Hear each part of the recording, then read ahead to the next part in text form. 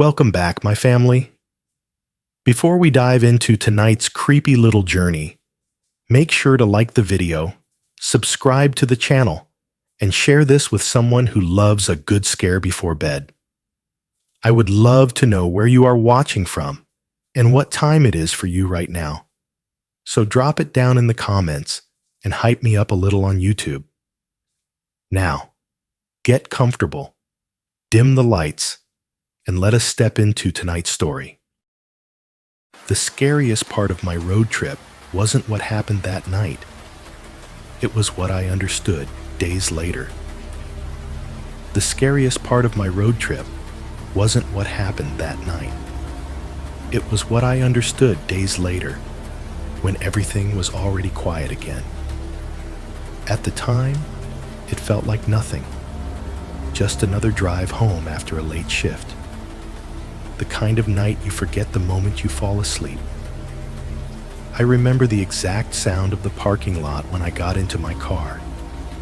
Gravel crunching softly under my boots, the distant hum of the highway, and the low mechanical sigh of the building's ventilation system shutting down behind me. The air was cold enough that my breath fogged the windshield for a second before the defroster kicked in. Inside the car, the cabin smelled faintly of old coffee and plastic warming up. I started the engine. The radio came on by itself. Just static.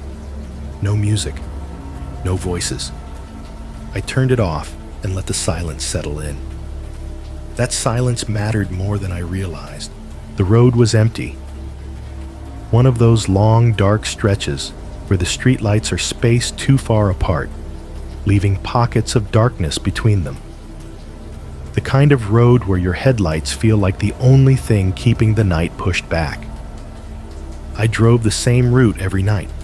Same exits, same curves, same rhythm of speed and slowing down. That's probably why I didn't notice right away. At some point, I still don't know exactly when, there was a car behind me. Its headlights stayed low and steady. Not aggressive, not flashing, just there. Far enough to feel normal, close enough to notice if you checked your mirror. I didn't check very often. The heater clicked softly as it cycled. The turn signal made its familiar ticking sound when I changed lanes. My hands rested loosely on the steering wheel. Everything felt calm, ordinary, safe. And that's the part that bothers me now. Because looking back, there were small things I brushed off without thinking. The way the distance between us never changed. The way the headlights behind me stayed perfectly centered, even when the road curved. The way I never once saw that car drift, or hesitate, or do anything wrong.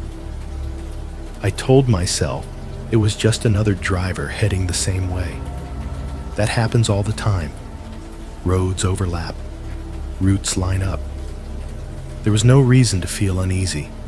Still, I remember a moment when my stomach tightened for no clear reason. A quiet, instinctive discomfort. The kind you ignore because nothing bad has actually happened yet. The road noise grew louder as I accelerated slightly. The sound of my tires on asphalt filled the cabin. The heater blew warm air against my legs. Somewhere ahead, a traffic light glowed red in the distance, suspended in darkness like a warning I couldn't read yet. I slowed down. The car behind me slowed down too. I didn't think about it. Not really.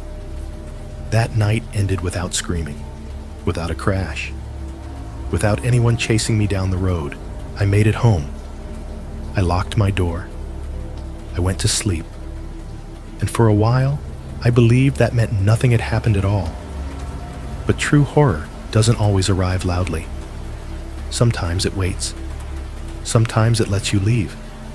And then, days later, when you replay the night in your head, when you remember the sounds, the silence, the way everything felt just a little too controlled, you realize the fear wasn't in what you saw. It was in what you failed to notice. And once you understand that, you can't ever drive the same way again. I used to think the safest hours of my day were the hours most people never saw. Not because I liked the dark, or because I had anything in common with it.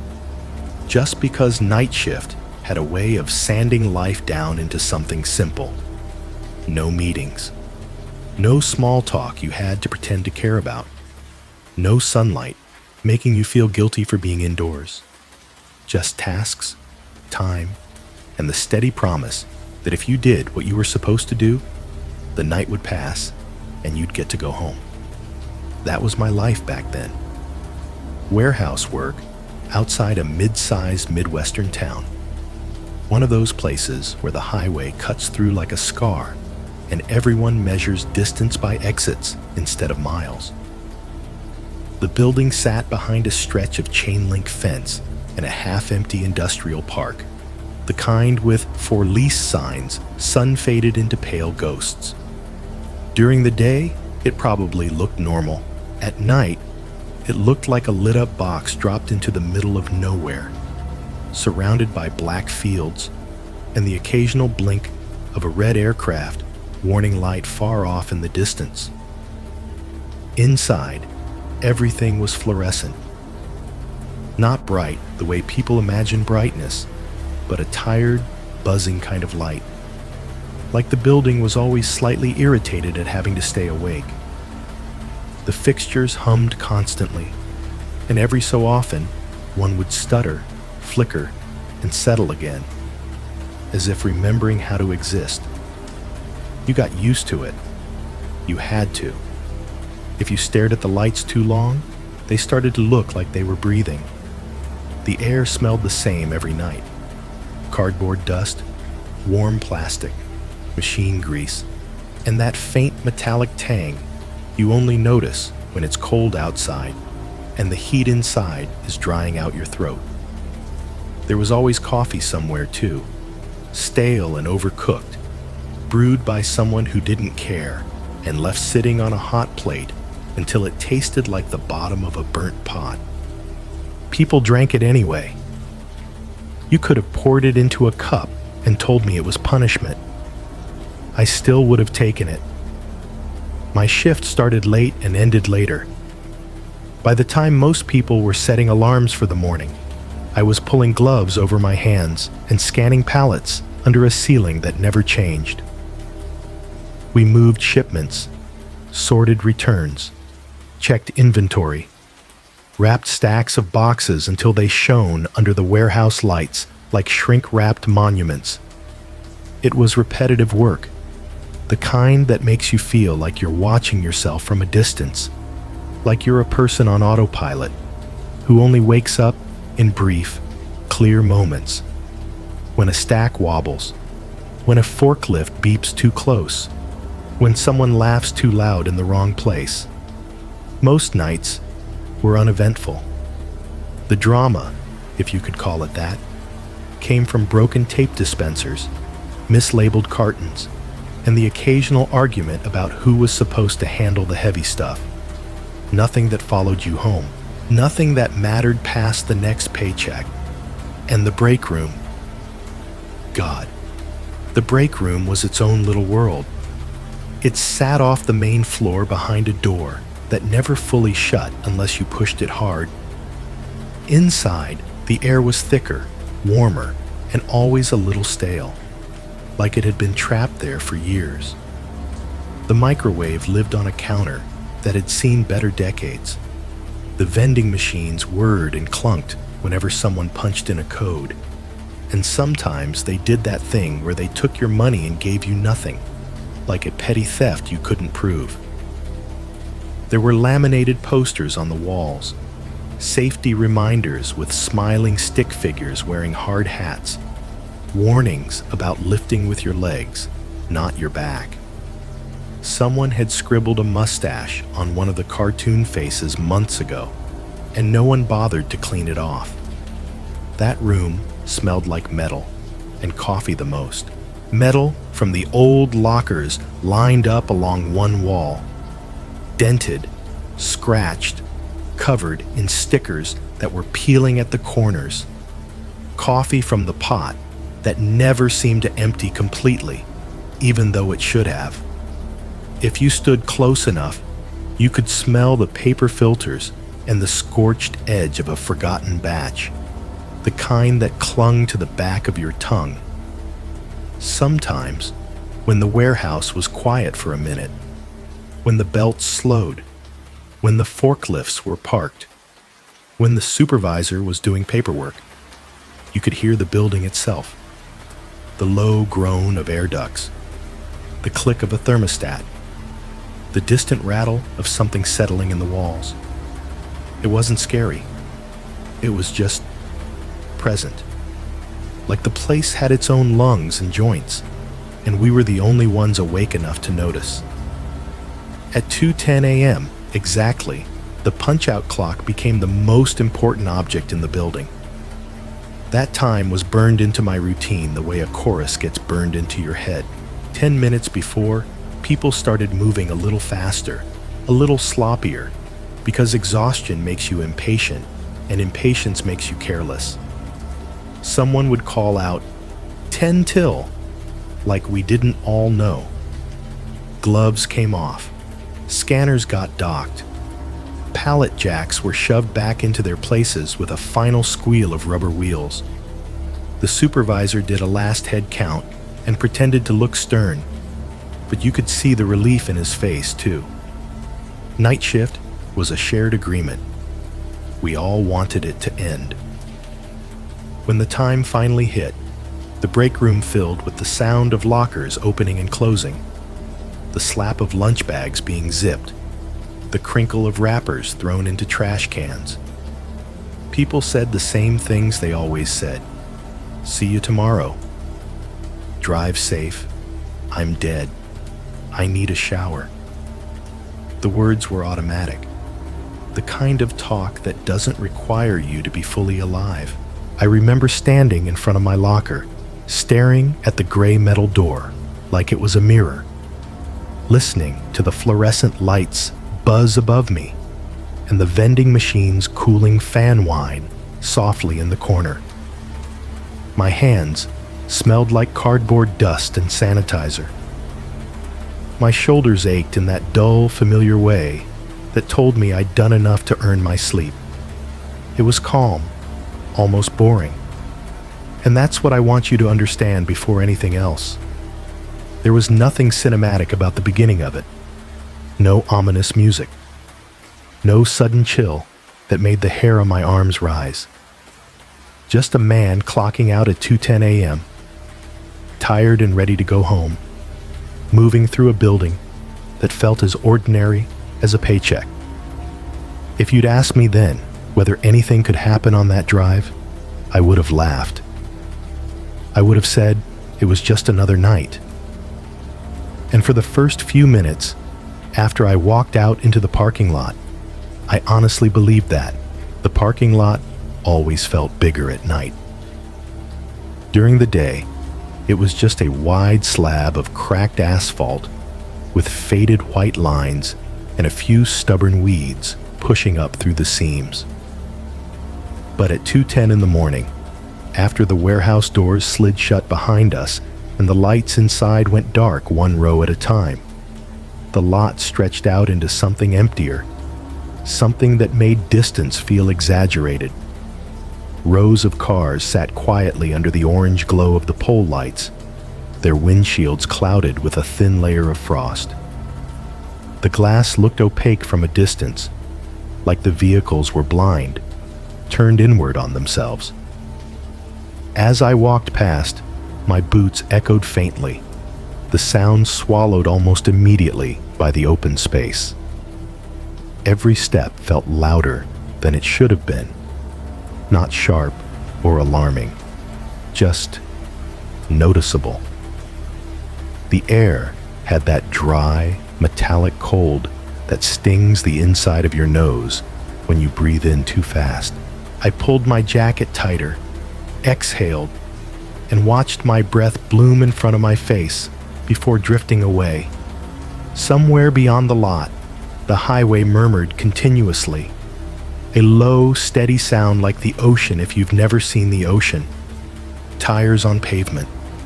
An occasional heavier truck passing through, its engine dropping the pitch of the noise for a few seconds before fading back into the background.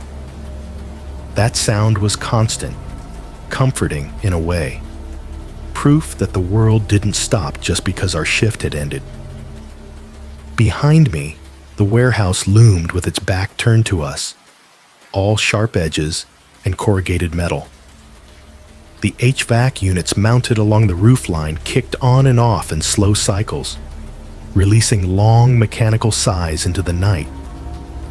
Every time they started, the sound rolled across the lot and vibrated faintly in my chest, like the building clearing its throat. When they stopped, the silence felt heavier for a moment, as if the absence itself had weight. I paused beside my car, brushing frost off the windshield with the sleeve of my jacket. It smeared instead of clearing, leaving streaks that caught the light. I scraped at it with my fingernails, half listening to the clink of keys and the distant laughter of coworkers heading to their own vehicles. One by one, engines turned over. Headlights flared to life. Red brake lights glowed, then drifted away toward the exit. I wasn't in a rush. That's something I've thought about a lot since. I didn't hurry because I had no reason to. I wasn't anxious to leave, but I wasn't lingering either. I took in details the way I always did, automatically, without assigning meaning to them. The way one of the pole lights flickered just before settling into a steady glow. The way the frost on my side mirror made the world look fractured when I glanced at it. The faint smell of exhaust hanging low in the cold air. I've always been that way. Observant, not in a dramatic, suspicious sense, but in the quiet, practical way you develop when you work nights and learn to rely on small cues. You notice sounds because they tell you whether machinery is working properly. You notice movement because forklifts don't stop on a dime.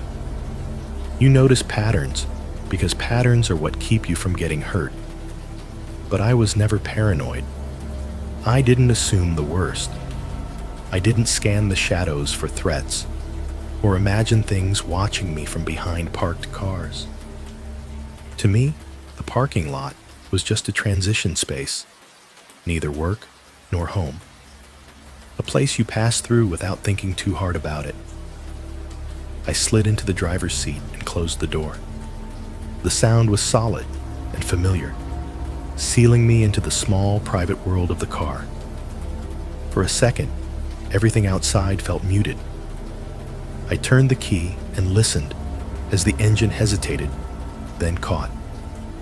The dashboard lights blinked on in their usual order, bathing the interior in a soft, artificial glow. Before pulling out, I sat there for a moment, hands resting loosely on the steering wheel, letting the heater begin to push cold air that would eventually turn warm. Through the windshield, the lot looked unchanged. Rows of quiet cars, the warehouse breathing behind them, the highway humming patiently in the distance. Nothing about that moment felt dangerous.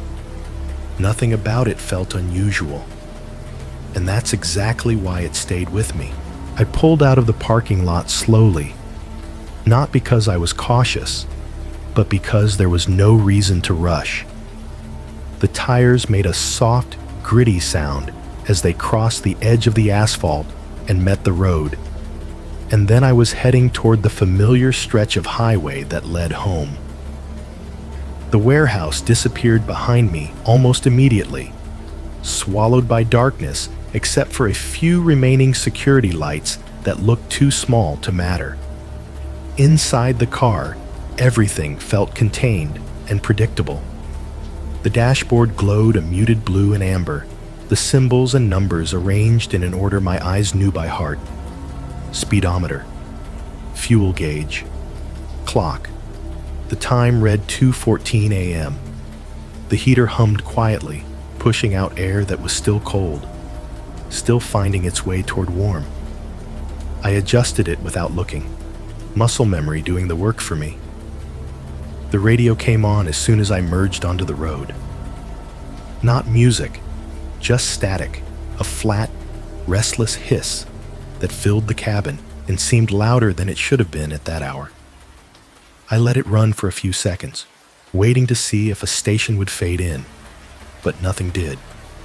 No late-night talk show, no distant song breaking through the noise, just empty sound.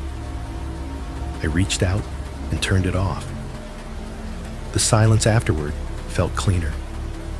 Streetlights lined the road in uneven intervals, each one casting a brief pool of yellow light that slid across the hood of my car and vanished behind me. Between them, the road dipped into darkness so complete it felt almost intentional, as if the night were pacing the drive, deciding how much it wanted to show me at any given moment. The headlights carved out a narrow, reliable path, and everything beyond that path might as well not have existed. I had driven this route so many times that it barely registered anymore. Same on-ramp, same gentle curve to the right, same stretch where the pavement changed texture and the sound under the tires shifted just enough to notice. I knew when to ease off the accelerator without looking at the speedometer. I knew which exits to ignore, which billboards were coming up, even though I couldn't read them anymore in the dark. That familiarity did something to me. It softened my attention, not enough to be reckless, but enough to let my thoughts wander. I wasn't replaying the shift in my head or planning the next day. I was just there, breathing, letting the road carry me forward. The dashboard lights reflected faintly in the windshield, ghostly duplicates hovering over the dark road ahead. Every now and then, I caught my own reflection in the glass, tired eyes, unfocused, framed by the dim interior light. I blinked, adjusted my posture, and settled back into the seat. The steering wheel was cool under my hands, solid, reassuring. Traffic was light, almost non-existent. Once in a while, another set of headlights passed in the opposite direction. A brief flash of white, followed by red taillights shrinking into nothing. Each time it happened, it reinforced the same quiet thought. There was nothing out here that required my concern. That's the danger of routines. They don't announce themselves as threats. They wrap themselves around you slowly, convincing you that because nothing bad has happened before, nothing bad is happening now. I stayed in my lane. I kept my speed steady. I focused on the road ahead and let everything else fall into the background. The mirrors were there, of course, dark shapes at the edges of my vision, but I didn't give them much attention. I never really did on that drive. There was never anything to see. I didn't look in the mirror that night. I usually don't. At the time, it felt like a meaningless detail. Just another habit formed by repetition and trust. The road had never given me a reason to question it, and I returned the favor by assuming it would always be the same. The headlights cut forward. The dashboard glowed steadily. The highway unspooled beneath me, mile after mile, smooth and uninterrupted. And without realizing it, I drove deeper into the part of the night where noticing things starts to matter. It was somewhere after the second long curve, where the road straightens out and the trees thin just enough for the darkness to feel wider, that I became aware of another car. Not because it did anything wrong, not because it sped up, or rode my bumper, or flashed its lights. It was there in the most ordinary way possible. A pair of headlights, low and steady, appearing in the distance behind me. They didn't come out of nowhere. They didn't surprise me. They simply existed, easing into my awareness the way background noise sometimes does when everything else goes quiet. At first, I registered them the same way I registered the streetlights or the reflective paint on the lane markers, automatically, without assigning any importance. Someone else driving home. That was all. The headlights weren't too bright. They weren't the aggressive white-blue glare you get from newer trucks or lifted SUVs. They were softer, warmer, the kind you'd expect from an older sedan. They stayed at a respectful distance, far enough back that I didn't feel crowded, close enough that I could see them clearly whenever the road dipped or curved. If anything, the normality of it was reassuring. I kept my speed steady, eyes forward, hands relaxed on the wheel. The road hummed beneath the tires in a smooth, consistent rhythm. The heater finally began to push warm air, and I felt it spread through the cabin, easing the tightness out of my shoulders. The dashboard clock ticked over to 2:18 a.m. I didn't think about the car behind me. Why would I? This was a highway. Cars shared space. Routes overlapped. It happened every night. Still, some part of my brain logged the detail. Not in a fearful way. More like a quiet note written in the margin of a page. Headlights behind. Distance constant. Nothing else to add. The car didn't try to pass me, even when the left lane opened up and stayed empty for longer than usual. That wasn't strange enough to matter. Plenty of people preferred to stay put, especially at night.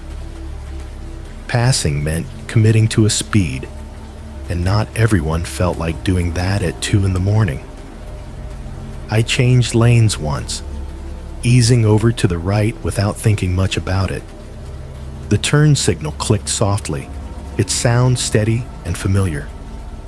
A few seconds later, I noticed the headlights behind me shift as well, settling back into the same relative position. Again, nothing remarkable. The road signs slid past in a predictable order. Exit numbers I didn't need. Place names that meant nothing to me at that hour. The darkness beyond the shoulders of the road pressed close, thick and uninterrupted, but it never felt like it was closing in.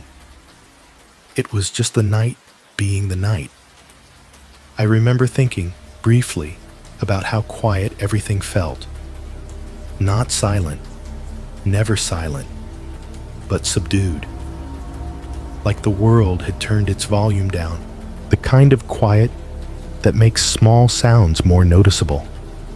The faint rattle of something loose in the passenger door, the whisper of air slipping through the vents, the almost inaudible whine of the tires at a constant speed. The headlights stayed where they were. At one point, a truck passed in the opposite direction, its engine roaring loud enough to momentarily drown out everything else. As it went by, the reflection of its lights washed over the interior of my car, bright and fleeting. When the road settled back into darkness, the headlights behind me were still there, unchanged. I didn't check the mirror. Not directly. I didn't need to. They were visible enough without it, especially when the road dipped slightly and the angle made them flare brighter for a second before leveling out again. If you're expecting me to say I felt watched at that moment, or uneasy, or tense, I can't do that honestly. I felt nothing. The car behind me didn't feel like a presence. It didn't feel intentional. It felt incidental. A coincidence of timing and direction. The kind of thing your mind smooths over because it happens so often it barely qualifies as an event. That's what made it easy to ignore. I focused on the road ahead, on the familiar curve coming up.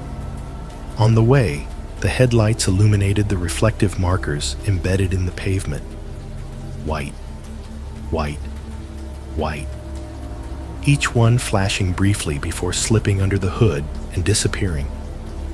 Behind me, the headlights followed at the same steady distance, unremarkable, unthreatening, and at the time, not worth a second thought.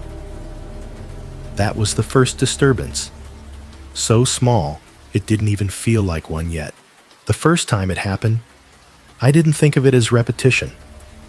I signaled and eased into the left lane, not because I was in a hurry, but because the right lane had developed that subtle, uneven vibration that made the steering wheel buzz faintly in my hands.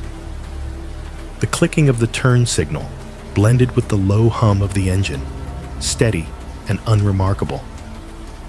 I let the car drift over, settled into the lane, and adjusted my speed by a few miles per hour without looking down. A moment later, the headlights behind me shifted as well. It wasn't immediate. There was no sharp movement, no sudden lurch, just a smooth, controlled change that placed the car back into the same relative position it had held before, centered, patient, almost polite. If I hadn't already been aware of it, I might not have noticed at all. I told myself it made sense. Night driving did that to people. You found a speed that felt comfortable, a lane that felt stable, and you stayed there, especially when the road was empty, especially when there was no reason to rush. I'd done the same thing plenty of times, following another car simply because it gave me a point of reference in the dark. I kept going. The road straightened again, stretching out ahead of me in a long, dark ribbon. The streetlights grew farther apart here, their glow weaker, the darkness between them deeper. I adjusted my grip on the steering wheel and let my foot ease off the accelerator just slightly. Not enough to brake, just enough to feel the car slow, the engine note dropping by a fraction. The headlights behind me dimmed in response, maintaining the same distance. That caught my attention, not in a sharp, alarming way, but enough that I became aware of it as a fact. I glanced at the dashboard clock. 2:21 a.m., still early in the drive, still familiar territory. I let the speed drop a little more, then brought it back up, testing the feel of it like you might test the temperature of water before stepping in. The distance stayed the same. I laughed under my breath, a quiet sound I didn't realize I'd made until it was gone. Of course, I muttered, though there was no one there to hear it. Anyone paying attention would adjust their speed. Anyone driving responsibly would do exactly that. I changed lanes again, this time for no reason at all. The turn signal ticked. The car shifted. The headlights followed, smooth and measured, settling back into place like they'd been guided there. By then, the pattern was clear enough that I could have chosen to focus on it. I could have questioned it, wondered why it felt so precise, why the timing was always just a beat behind my own movements, but I didn't. I gave it the same mental treatment I gave everything else that didn't immediately demand action. I explained it away. We were probably both just tired. We were probably both on autopilot. We were probably both grateful for something familiar to follow. The rationalizations came easily, stacking on top of each other until they formed something solid enough to lean on. I wasn't being followed. We were simply sharing the road in the same way people share space in a grocery store aisle, adjusting without thinking, moving in quiet coordination. I kept my eyes forward. The road signs passed, unread. The dashboard lights glowed steadily, unchanged. The heater cycled on and off with a soft click, filling the car with warmth and a faint, dry smell. Behind me, the headlights remained exactly where they had been since I first noticed them. I told myself that if anything were wrong, I would feel it. There would be a jolt of fear, a spike of adrenaline, something unmistakable. But there was nothing. Just repetition. Just coincidence repeating itself often enough to feel intentional, but not enough to alarm me. At least, not yet. At some point, my attention shifted away from what I could see and settled into what I could hear. The road had a sound of its own at that hour. A steady, almost hypnotic rush beneath the tires. It wasn't loud, but it was constant. The kind of noise that faded into the background until you stopped actively listening for it. Every now and then, the texture of the pavement changed, and the sound followed suit. Rougher for a few seconds, before smoothing out again. Each variation registered in my hands through the steering wheel. Subtle vibrations that felt more familiar than intrusive. Wind slipped around the car in a low, continuous whisper, pressing against the windows and mirrors. When I accelerated slightly, it rose in pitch. When I eased off, it softened. The relationship between speed and sound was predictable, comforting in its consistency. It reminded me that I was in control, that my actions had immediate, measurable effects. Inside the cabin, the heater hummed quietly, a steady mechanical breath that filled the space without demanding attention. Every so often, it clicked off, leaving a brief pocket of near silence before cycling back on again. In those moments, the absence felt louder than the sound itself, like the car was holding its breath along with me. I hadn't changed lanes in a while. I hadn't adjusted my speed. I was just driving. That was when the unease crept in. Not sharply, not all at once, but like a pressure you only notice after it's been there for a while. There was no single thought attached to it. No clear reason. Just a growing awareness that something had settled into the rhythm of the drive without announcing itself. The tire noise stayed even. The wind stayed steady. The heater continued its soft, repetitive hum. Behind all of it, just beyond my direct focus, was the knowledge of the headlights behind me. I didn't look in the mirror. Instead, I became aware of their presence through reflection alone. Faint glimmers of light that shifted at the edges of my vision whenever the road dipped or the angle changed. They were constant enough to feel integrated into the environment, like part of the road itself rather than another vehicle. That was when the thought occurred to me, quietly and without urgency. I couldn't remember when the car had first appeared. I tried to place it. I replayed the early part of the drive in my head. The exit from the parking lot, the merge onto the highway, the first long curve. I remembered the empty road ahead of me. I remembered the static on the radio. I remembered turning it off, but the moment when the headlights entered the picture was fuzzy. They hadn't arrived suddenly. There had been no clear transition from alone to not alone. It was as if they had always been there, easing into my awareness so gradually that my mind had filled in the gap on its own. The realization didn't spike my heart rate. It didn't make my hands tighten on the wheel. It just sat there, heavy and unresolved, like an unanswered question. How long had they been behind me? Longer than I first thought. I was sure of that now. Long enough for their presence to feel normal. Long enough for me to stop actively noticing them. The sounds around me continued unchanged, indifferent to the shift in my thinking. The tires whispered against the road. The wind pressed and released, The heater hummed steadily, warm air brushing against my legs. Nothing had happened. Nothing was happening.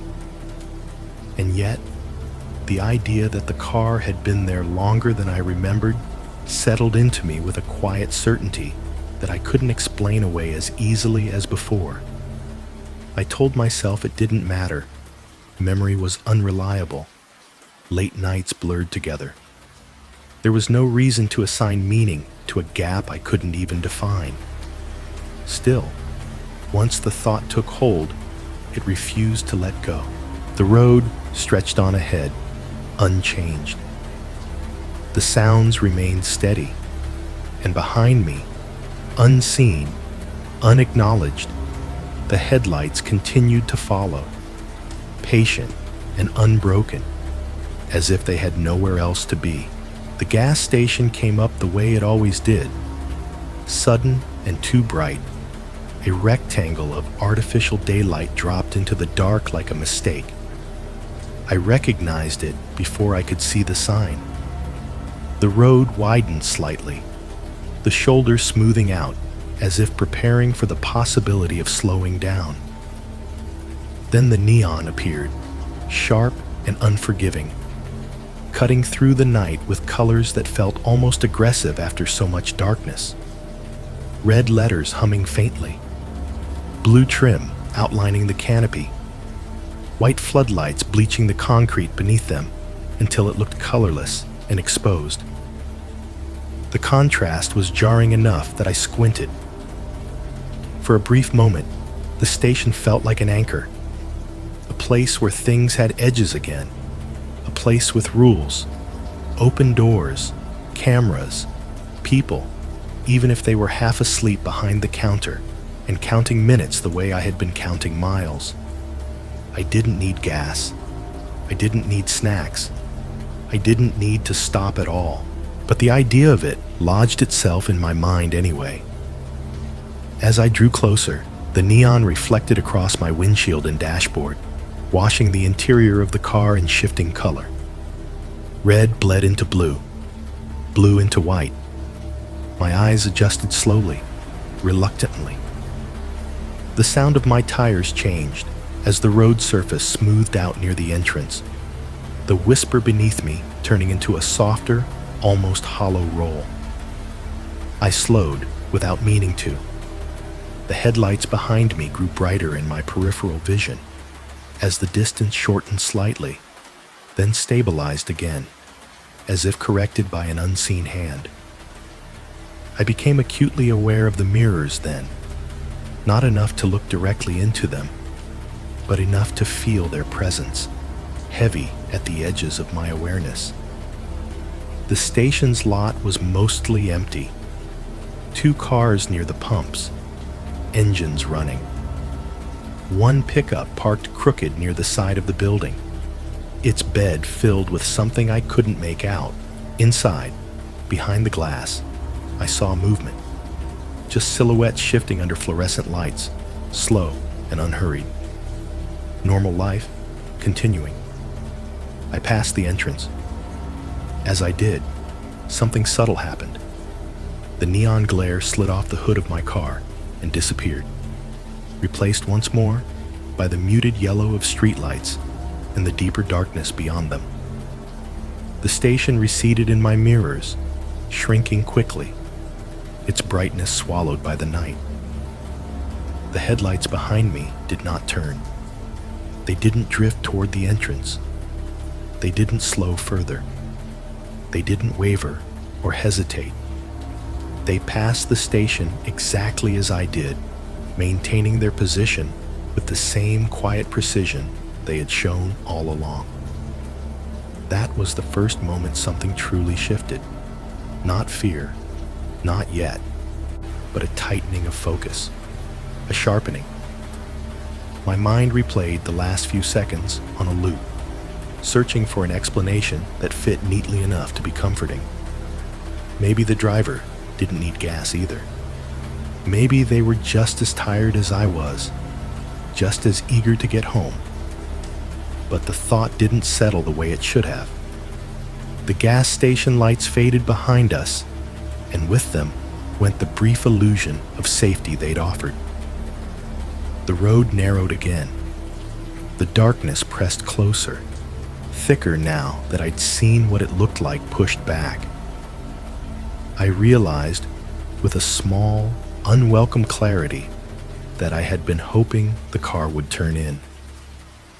I hadn't admitted that to myself until it didn't happen. My hands tightened on the steering wheel without my permission. It wasn't a sudden clench, not the kind you notice right away. Just a gradual increase in pressure, fingers curling a little more firmly around the leather until my knuckles began to pale. The steering wheel felt smaller somehow, more present, as if it demanded my attention now, instead of simply guiding me forward. My mouth was dry. I swallowed and felt the movement echo in my throat, louder than it should have been in the quiet of the car. I became aware of my breathing then. Slow, controlled, measured in a way that suggested effort. I drew air in through my nose, held it for a second, and let it out through my mouth, trying to settle the tension I hadn't consciously acknowledged yet. Nothing had changed. The road was the same. The speed was the same. The car behind me was the same.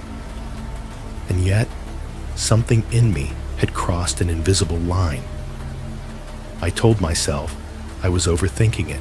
That fatigue did strange things to the mind, especially after hours under fluorescent lights and the steady drone of machinery.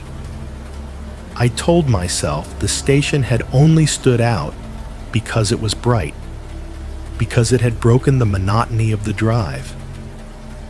Of course, I'd noticed what happened there. Anyone would have.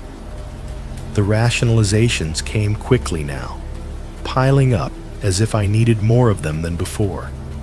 If the car were a problem, it would have done something by now. If the driver had bad intentions, they wouldn't be this patient. If I were actually in danger, I'd feel it. I tested the thought by adjusting my speed again, this time more deliberately.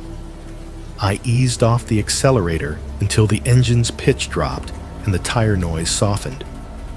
The distance behind me shortened for a moment, just a moment, before stabilizing again, corrected with a smoothness that felt practiced. My grip tightened further. "Okay," I said aloud, the word sounding strange in the enclosed space. Saying it made the situation feel more manageable, as if I'd acknowledged it and therefore controlled it. I sped up slightly. The headlights followed. I slowed again. They stayed with me. The road ahead remained empty, stretching forward in an unbroken line. No exits I needed, no traffic to break the pattern, just the steady pull of the highway and the quiet persistence of the car behind me. I began to bargain in small, almost superstitious ways. If it's still there after the next curve, I'll change lanes again. If it follows me then, I'll call someone. If it keeps going past the next mile marker, I'll stop somewhere, anywhere. The mile marker passed. The curve came and went. Nothing changed. Each promise dissolved the moment it was tested, replaced by another one just a little further down the road. I kept postponing the point where I'd have to admit something was wrong, stretching the distance between thought and action until it felt safer to do nothing at all. My eyes stayed fixed on the road ahead. The dashboard clock ticked forward in quiet increments. 2:27 a.m. 2:28. The heater cycled on and off, its gentle hum now irritating in its constancy.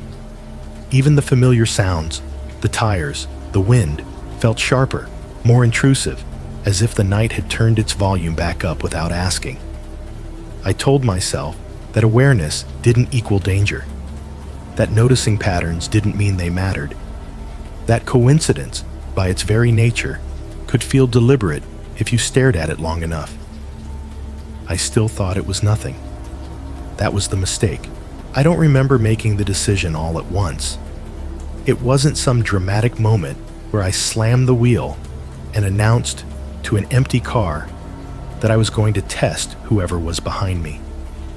It was quieter than that.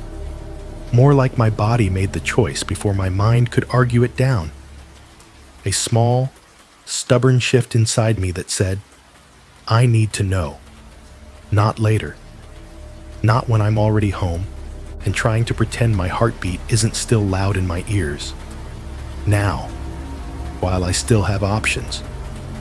The highway ahead was empty in that particular way. Empty roads get at night, where the darkness feels like it's been laid over everything like a blanket.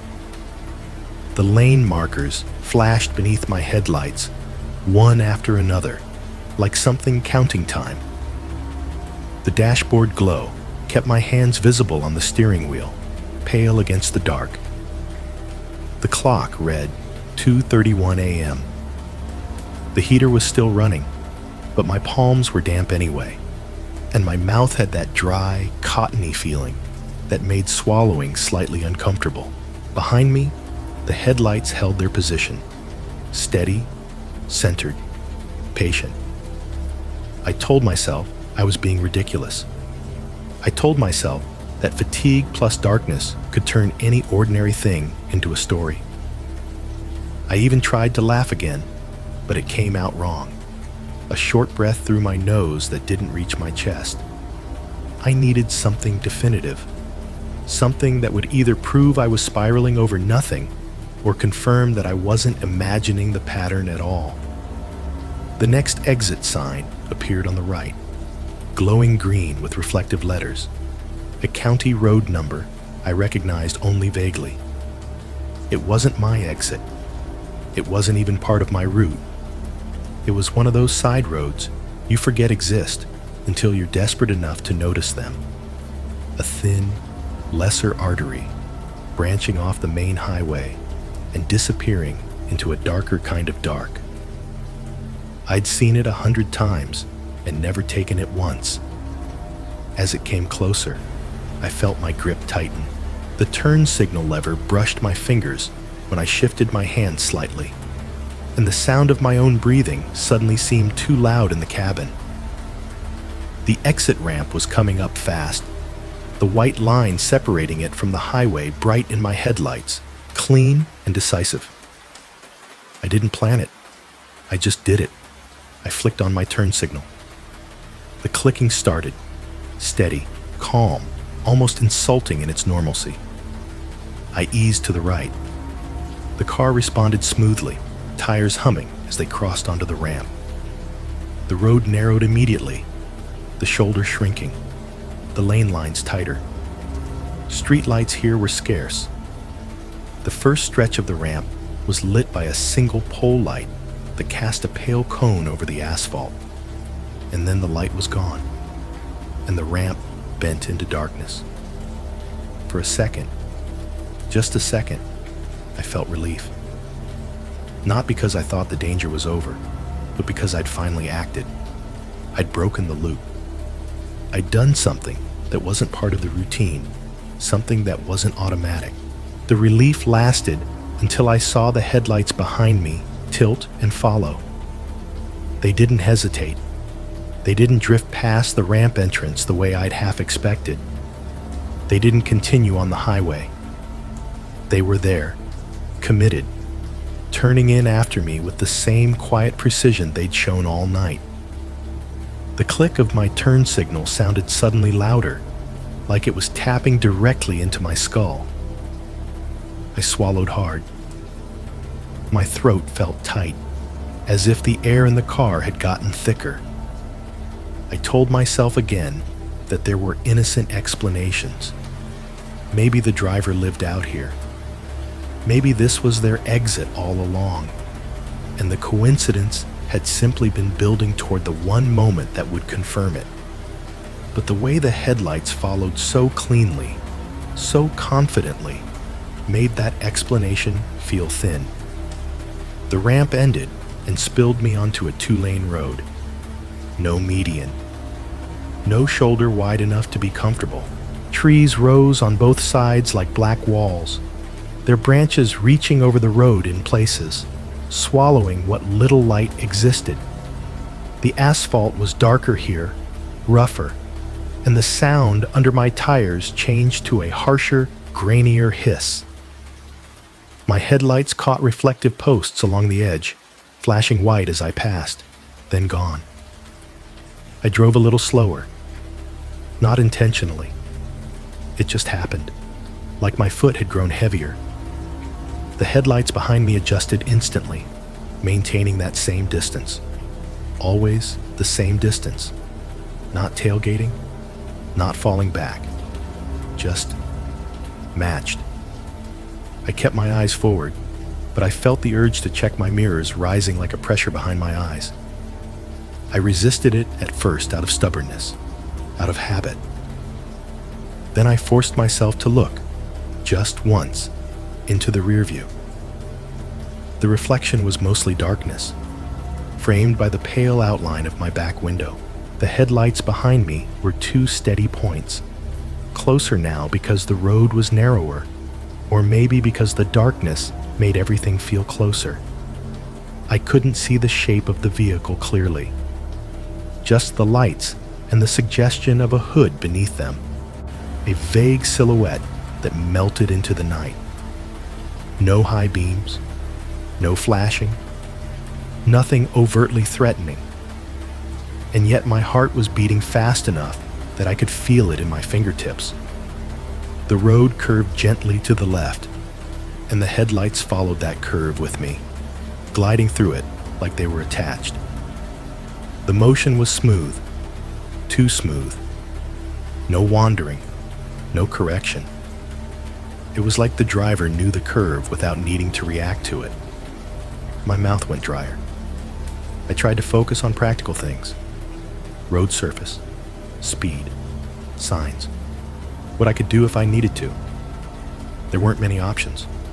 No businesses, no houses I could see, no lit windows, just trees and darkness, and a thin ribbon of road stretching ahead. A small sign appeared in my headlights, speed limit 45. I was already close to that. I stayed there. The car behind me stayed there too. The heater clicked off, and the sudden drop in background noise made the cabin feel wrong, too quiet. Without the hum, all I could hear was the tire hiss and the faint whistle of wind around the side mirrors. Every so often, there was another sound. Something small rattling in the cup holder. A pen rolling slightly with each curve. It felt like the car was too aware of itself, like every tiny movement had been amplified. I turned the heater back on for the sound alone. Warmth didn't matter anymore. I needed the noise. I needed something that wasn't my own thoughts. The road straightened. My headlights reached farther down it, catching the pale stripe of the center line and the reflective eyes of roadside markers. In the far distance, a single red light blinked, probably a radio tower, steady and indifferent. I told myself I was going to take the next right, then the next left, then loop back to the highway. I told myself I was only testing this, proving a point. I told myself that if the car followed one more turn, then I'd know for sure. My fingers hovered near the turn signal again. A narrow cross street appeared, barely more than a cut through the trees. There was a small green sign I didn't have time to read, and then it was beside me. The turn came up quick. I signaled right. The clicking resumed. I slowed and turned. The moment my headlights swung across the trees, the shadows jumped and shifted, and for an instant, the forest looked alive. Branches like arms, trunks like bodies, everything moving only because my light moved. The tires bumped slightly as the car transitioned onto a rougher road. Gravel popped under the wheels. The sound was sharper here, irregular, the kind of sound that made you aware of how isolated you were. I straightened out, driving down the new road. There were no street lights at all now, only my headlights, only my dashboard glow, only the narrow tunnel of visibility I carried with me. I glanced into the rear view again. The headlights were there, turning in behind me, the arc of their motion smooth and controlled. They didn't swing wide or clip the edge. They moved like the driver had known exactly what angle to take.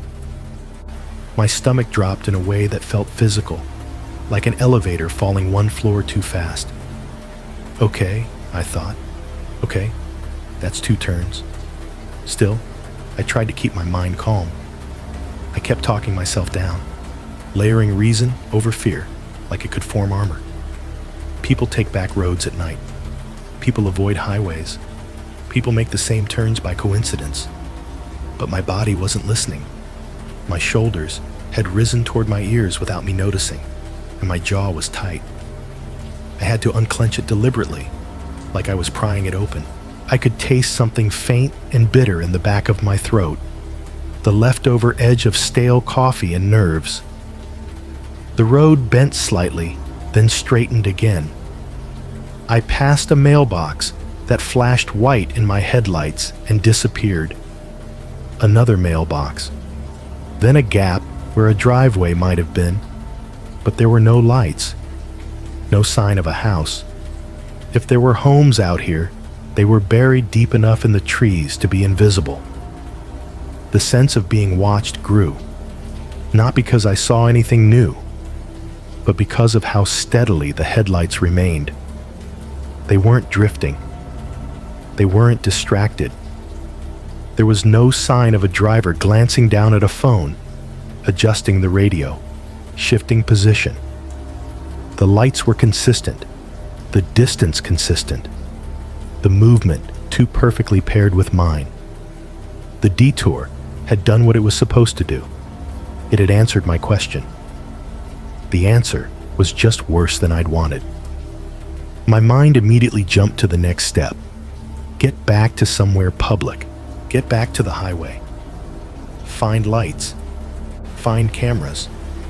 Find people who weren't asleep behind dark windows. But the road out here didn't offer quick choices. It didn't have reassuring signs. It didn't have obvious turnarounds. It was a thin, winding strip through trees that all looked the same in the dark. I could feel myself starting to bargain again, but the bargaining had changed. It wasn't about whether I was overreacting anymore. It was about timing. If I take one more turn, maybe it'll stop. If I keep going straight, maybe I'll hit a main road. If I speed up, maybe I can create distance. I tried the last one. I pressed the accelerator slightly, the engine responding with a deeper note. The tire hiss intensified. The wind grew louder, pressing against the car in a steady push. My headlights reached farther. The road blurred a bit at the edges. The headlights behind me did not shrink. They accelerated too, maintaining the same distance, as if the space between us was a fixed measurement neither of us could change. My chest tightened. I checked the rear view again, and this time I noticed something I hadn't before. The headlights weren't bobbing with the unevenness of the road. They weren't dipping or bouncing the way mine did when I hit a rough patch. They stayed unnervingly level, like the car behind me was gliding over the surface rather than rolling. It could have been my imagination. It could have been the angle. It could have been the darkness playing tricks. But it planted a new thought in my mind, an ugly one. What if this isn't about driving home? What if it's about keeping me moving? The heater hummed. The dashboard clock glowed. My hands locked on the wheel. My eyes stayed forward because looking anywhere else felt like giving something up. The road was still empty. The trees were still black. The world outside my headlights might as well have been nothing at all. And behind me, steady as a metronome, The headlights followed, committed, unremarkable in their behavior, terrifying in their persistence. By then, I wasn't testing anymore. By then, I was trying to survive the simple act of reaching the next turn without letting panic take the wheel. The abandoned parking lot appeared without warning. One moment, the road was still hemmed in by trees and darkness, the headlights carving a narrow tunnel through branches and shadow. The next, the black wall on my right opened up into empty space, an expanse of cracked asphalt revealed by a sagging chain link entrance and a single, crooked sign that caught my headlights just long enough to read "No trespassing" before it slipped past. Instinct took over before I had time to debate it. I slowed and turned in. The transition from road to lot was rough, the tires thumping over a shallow curb and scattering loose gravel. The sound was loud in the night, sharp and echoing, and it made my stomach tighten. My headlights swept across the empty lot, illuminating faded parking lines, weeds pushing up through broken asphalt, and the dark outline of a building set far back from the road. It looked like an old retail space, maybe a closed grocery store or warehouse, its windows black, its sign long removed, leaving only rusted bolts and a pale rectangle where something had once been. I drove deeper into the lot, heart pounding now, no longer content to pretend this was just an experiment. The place felt wrong in that particular way abandoned spaces do at night. Too open, too exposed. The darkness didn't feel distant here. It pooled at the edges of my headlights, thick and waiting. There were no other cars, no security lights, no signs of recent use, just silence and the faint echo of my engine bouncing off empty walls. I slowed to a crawl. My hands were tight on the wheel, my palms slick. I could hear my own breathing, uneven despite my efforts to control it. The heater hummed uselessly, its warmth suddenly irrelevant. What mattered was timing, distance, the next few seconds. I steered toward the far end of the lot and began a wide, careful turn, headlights arcing slowly across the building's facade. The windows reflected nothing back, just black glass swallowing light. As I turned, I glanced into the rearview mirror. The headlights behind me were still on the road. For a brief, fragile moment, hope surged through me. They hadn't followed me in. They were still out there, still moving forward. Relief washed through my chest so fast it almost made me dizzy. My mind rushed to fill in explanations, eager to close the gap before fear could widen it again. Of course they hadn't followed. This was private property. This was nothing. I'd been spiraling over coincidence, letting exhaustion build stories where there were none. I completed the turn and brought the car to a stop facing the entrance. My headlights framed the empty road beyond the lot. The world felt suspended, like I'd stepped out of the flow of the night for a moment. The silence pressed in, broken only by the soft idle of my engine and the faint tick of cooling metal. I waited. 5 seconds passed. 10. I was just starting to ease my foot toward the accelerator, just starting to think about pulling back out and laughing at myself later, when the headlights on the road slowed. They didn't stop. They slowed to a crawl, rolling past the entrance to the lot so slowly that it felt deliberate, as if the driver were taking their time, savoring the moment. The beam slid across the chain link fence, briefly lighting up rust and bent wire, then continued on, moving just far enough down the road to be partially obscured by the curve. I let out a breath I hadn't realized I was holding. There, That was it. Proof that I was wrong. Proof that this was nothing more than a shared stretch of road that had ended the way shared roads always do, quietly, without ceremony. I shifted into drive. That's when the headlights stopped. They didn't fade into the distance. They didn't disappear around the curve. They simply halted, suspended in place like two pale eyes in the dark.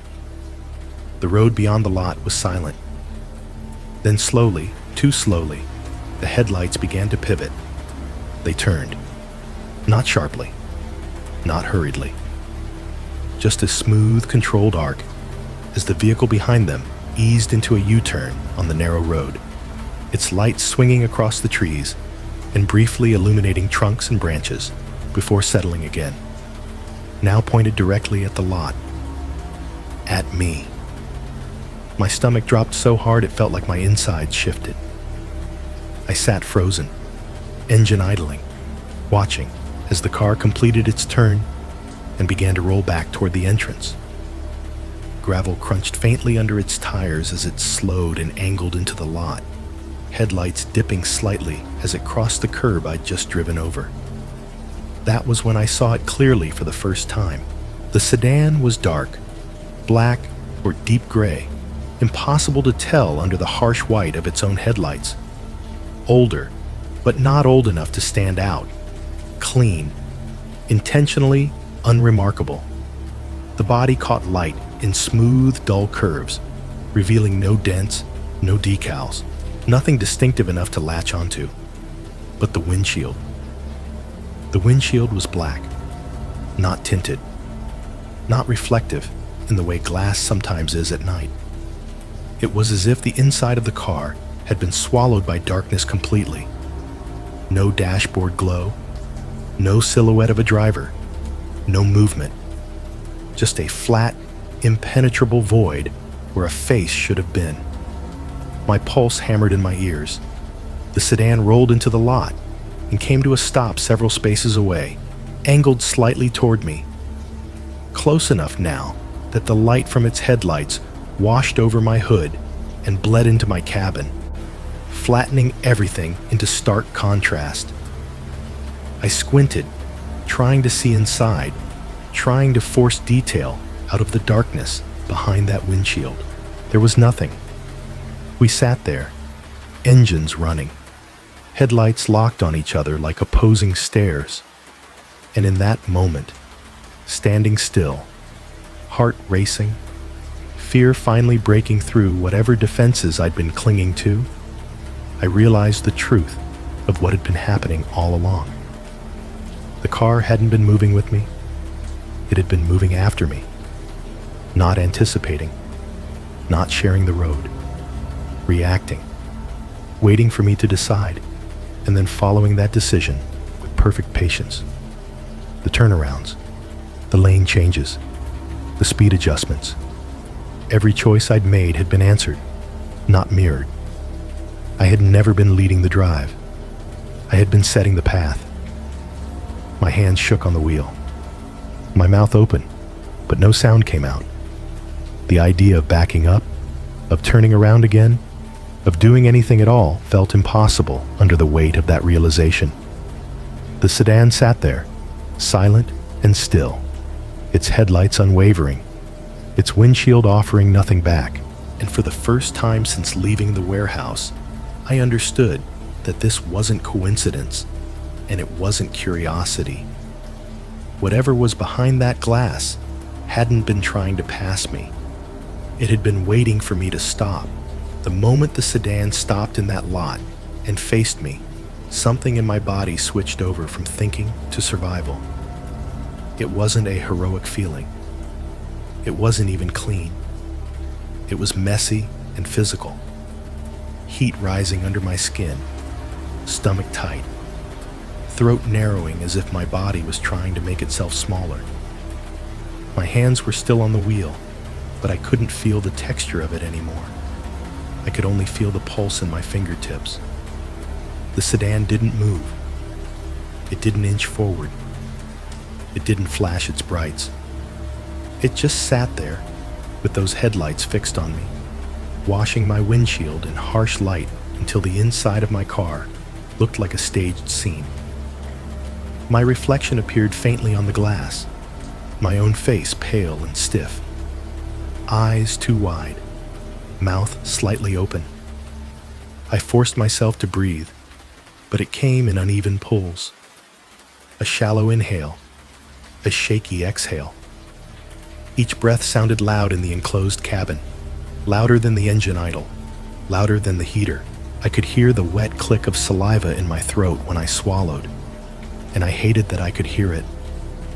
I needed another person, a voice, a connection, anything that would anchor this moment to the real world. My phone was in the cup holder, screen dark. I grabbed it so hard my fingers cramped and the plastic edge bit into my palm. The screen lit up, bright enough to hurt my eyes for a second. I unlocked it with a thumb that wouldn't stop trembling. The first number I thought to call was my brother. Not because he was the best option, but because his name was near the top of my recent calls and my brain wanted something fast. I hit it. The phone pressed warm against my ear. It rang once, twice. Then the call failed. No voice, no voicemail. Just a soft tone and the screen flashing a message that might as well have been a joke. Call failed. I stared at it like staring harder would change the words. My breath came quicker, harsher now, and I had to drag it back down with effort. The sedan's headlights didn't flicker. The black windshield didn't give me anything to read. The lot felt enormous and empty, and I was suddenly aware of how far I was from the highway, how completely cut off I was from anything lit, anything public. I tried again, this time 911. My thumb hovered over the numbers, hesitating. I didn't know what to say. A car is looking at me sounded insane. Someone followed me sounded dramatic. I didn't have a license plate. I didn't even have proof. All I had was my own fear, and fear alone didn't feel like it would hold up under the bright, skeptical voice of a dispatcher. I dialed anyway. The phone didn't ring. It didn't connect. It just sat there for half a second and then dropped back into that same cold message. No service. I looked at the signal indicator in the top corner. One bar flickered, then vanished. The little icon was empty, as if the phone itself had decided it didn't belong to any network out here. The panic rose in my chest like a wave pushing against my ribs. My breathing turned heavy, louder, and I could hear the slight rasp in it, the sound of air scraping through a throat that didn't want to cooperate. I pressed my tongue against my teeth, trying to calm myself with small physical anchors. Think, move, now. My car was still in drive. My foot was on the brake. All I had to do was release it and go. The lot had multiple exits. At least I thought it did. Even if it didn't, I could go back the way I came. Anything was better than sitting still under those lights. I glanced at the sedan again, trying to catch movement through the windshield. Nothing. No outline. No shift. It was like a parked machine running on its own. My breath hitched. Then, as if my hesitation had been enough, the sedan moved. Not fast. Not aggressive. Just a slow roll forward, tires whispering over cracked asphalt. It came closer by a few feet and stopped again, the headlights now brighter, harsher, turning the cabin of my car into a spotlighted box. That was all it took. I let off the brake and pressed the accelerator. My tires spat gravel as I swung the wheel, making a tight arc away from the sedan. The sound of stones pinging against my undercarriage was sharp and frantic. The engine rose in pitch. The steering wheel felt slick under my palms. My headlights cut across the lot in a fast sweep. turning weeds and broken lines into blurred streaks. I aimed for the entrance. Behind me, the sedan's engine note rose too. I didn't look, but I heard it, faint, steady, matching the change in sound of my own car as it accelerated. The distance between us didn't feel like it was growing. If anything, it felt constant, as if the sedan was calibrated to me. The lot fell away, and I bounced back over the curb onto the road. The tires thumped. The suspension jolted. My car swayed slightly before settling. The narrow two-lane road swallowed me again, trees closing in, darkness returning as if the lot had never existed. The sedan followed. I could see its headlights immediately in my rear view now, bright and centered, closer than before. For the first time, I allowed myself to look directly and hold the gaze. My hands shook. My breathing was loud, almost panting, filling the cabin with an ugly, human sound that made me feel exposed. The heater hummed. The tires hissed. The wind roared louder now as I pushed the speed up beyond what felt safe on that road. I tried the phone again, forcing my thumb to move despite the shaking. One bar, then none. I could hear my own heartbeat, a dull pounding that seemed to sync with the reflective markers flashing past. The road ahead was a narrow tunnel. The car behind me was a relentless glare. For the first time, a thought cut through everything else with stark clarity. I couldn't outrun this on a back road. I needed lights, cameras, people. I needed the police station. The police station wasn't close, but I knew where it was. Everyone in town did. A squat building near the courthouse, set back from the main road, with a small lot and a flag that never looked fully awake in the night air. It was the kind of place you passed during the day without thinking about it. At night, it became something else entirely, a marker of civilization, a promise that someone with authority and a radio could exist between you and whatever was behind you. I turned off the back road as soon as I hit a familiar intersection, tires squealing faintly as I took the corner too fast. The car behind me took it too.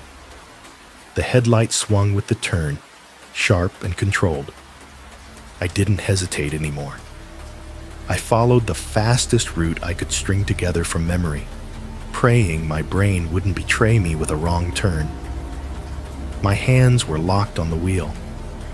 My shoulders were rigid. My mouth was so dry that when I tried to swallow, it felt like swallowing sand. The streets grew more familiar. Wider roads, occasional street lights, the faint shape of buildings set back in darkness, a closed diner, a strip mall with its signs turned off, only the outlines visible against the night sky.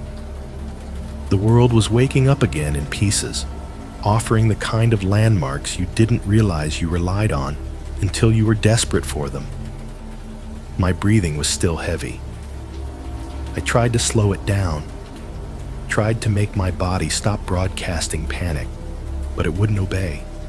Each inhale felt too shallow, each exhale shaky. I could taste the bitterness of adrenaline at the back of my tongue.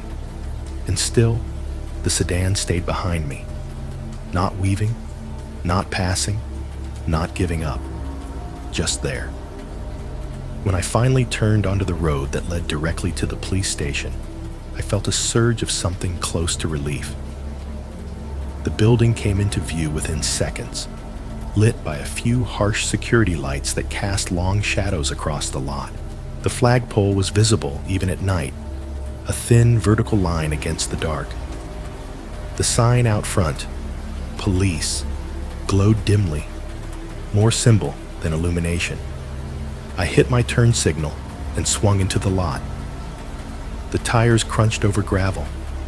My headlights swept across the parked patrol cars lined in neat rows, their light bars dark, their windows reflecting nothing. The building's front doors were glass, and behind them, the interior lights were on. Weak, but present.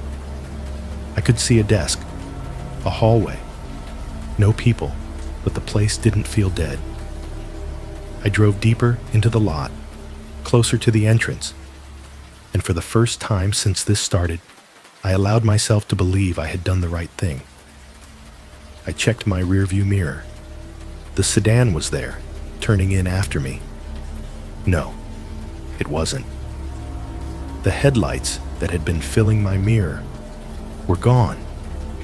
There was no car following into the lot, no dark shape rolling over the curb, no lights swinging across the gravel, just empty road behind me, stretching back into the darkness as if I'd imagined the entire pursuit. I stared hard, my eyes darting, searching for movement in the shadows beyond the police station sign. Nothing. The road was empty. The streetlights blinked steadily. A faint wind moved through bare branches nearby, but no headlights appeared between them. My hands began to shake more violently now that the immediate threat had vanished. My chest felt tight, and when I tried to breathe, the air came in with a thin, trembling sound. It wasn't relief yet, not fully. It was confusion, mixed with a sudden exhaustion so heavy it made my arms feel weak. I parked near the entrance, put the car in park, and sat there with my hands still on the wheel, staring at the dark road behind me. The absence felt wrong. If I'd been imagining it, wouldn't I feel embarrassed? Wouldn't my brain release me from the fear the moment it realized there was nothing there? Instead, the fear stayed, hanging in the cabin like smoke that didn't know where to go. I listened. The heater hummed. The engine idled. Somewhere inside the station, a phone rang once and stopped. The security lights buzzed faintly. The world had sounds again, normal sounds, but they didn't soothe me. They only made the silence outside the car feel more intentional. I should have gone inside. I should have gotten help. I should have told someone. But I didn't move. Because in the place where the sedan should have been, where logic said it should have appeared if it was real, I felt a cold certainty settle into me. It hadn't vanished because it was gone. It had vanished because it knew exactly where the line was, and it didn't need to cross it to let me know it could find me again. For 2 days after that night, I told myself I'd handled it. That sounds ridiculous now, but at the time, it was how I survived the hours that followed. I drove home by a different route, one that added 10 minutes and ran through better lit streets, past closed businesses, and quiet neighborhoods. I triple-checked my locks. I left the porch light on. I slept with my phone charging beside my bed like it was a weapon.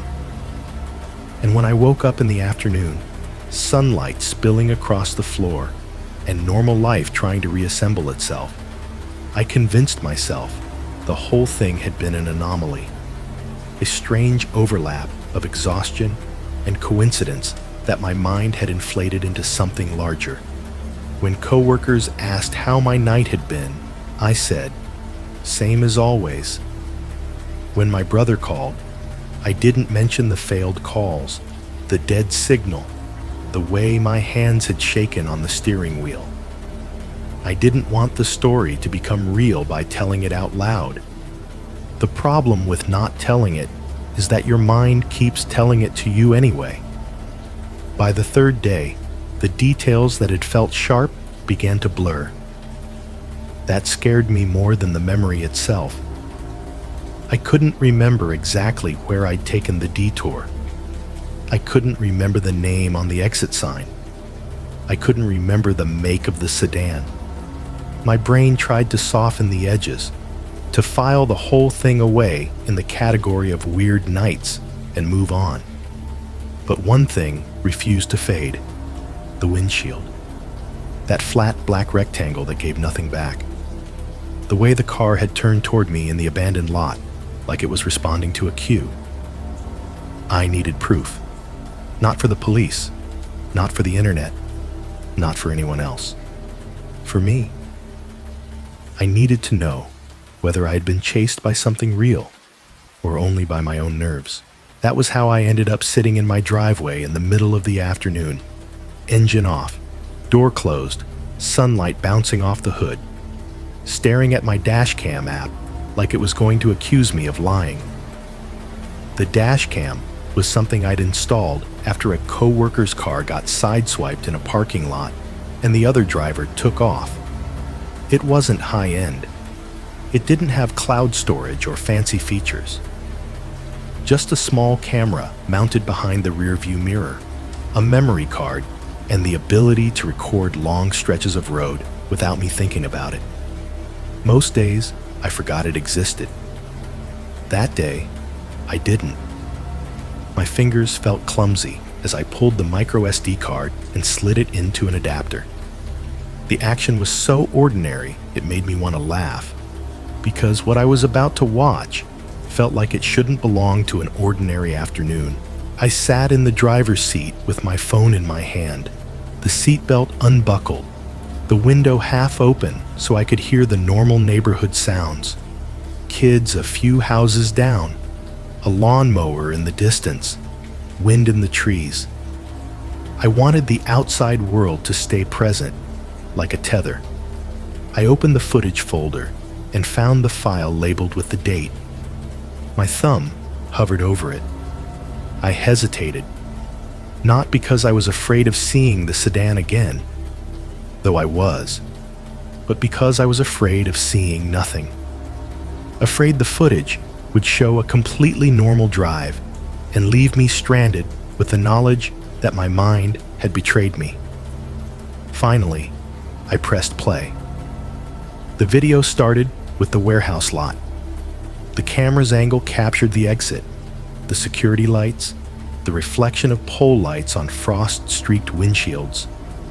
The timestamp in the corner glowed white and clinical, confirming the exactness of everything. 02:14:03 and counting. My car rolled forward, and the lens caught the repetitive sweep of the lot, then the road beyond it. At first, my heart stayed steady. It was boring, exactly as I remembered. The dashboard glow reflected faintly on the windshield, the empty highway ahead, the rhythmic passing of lane markers. Then the car behind me appeared. Not suddenly, not dramatically. It was simply there, existing in the rear-facing view, like it had always been part of the scenery. Two headlights, steady and low. The distance looked respectful, normal. My stomach tightened anyway. I watched closely as the drive continued, forcing myself to be clinical, forcing myself to look for details I could name. The headlights stayed centered. The car remained behind me through the first few curves.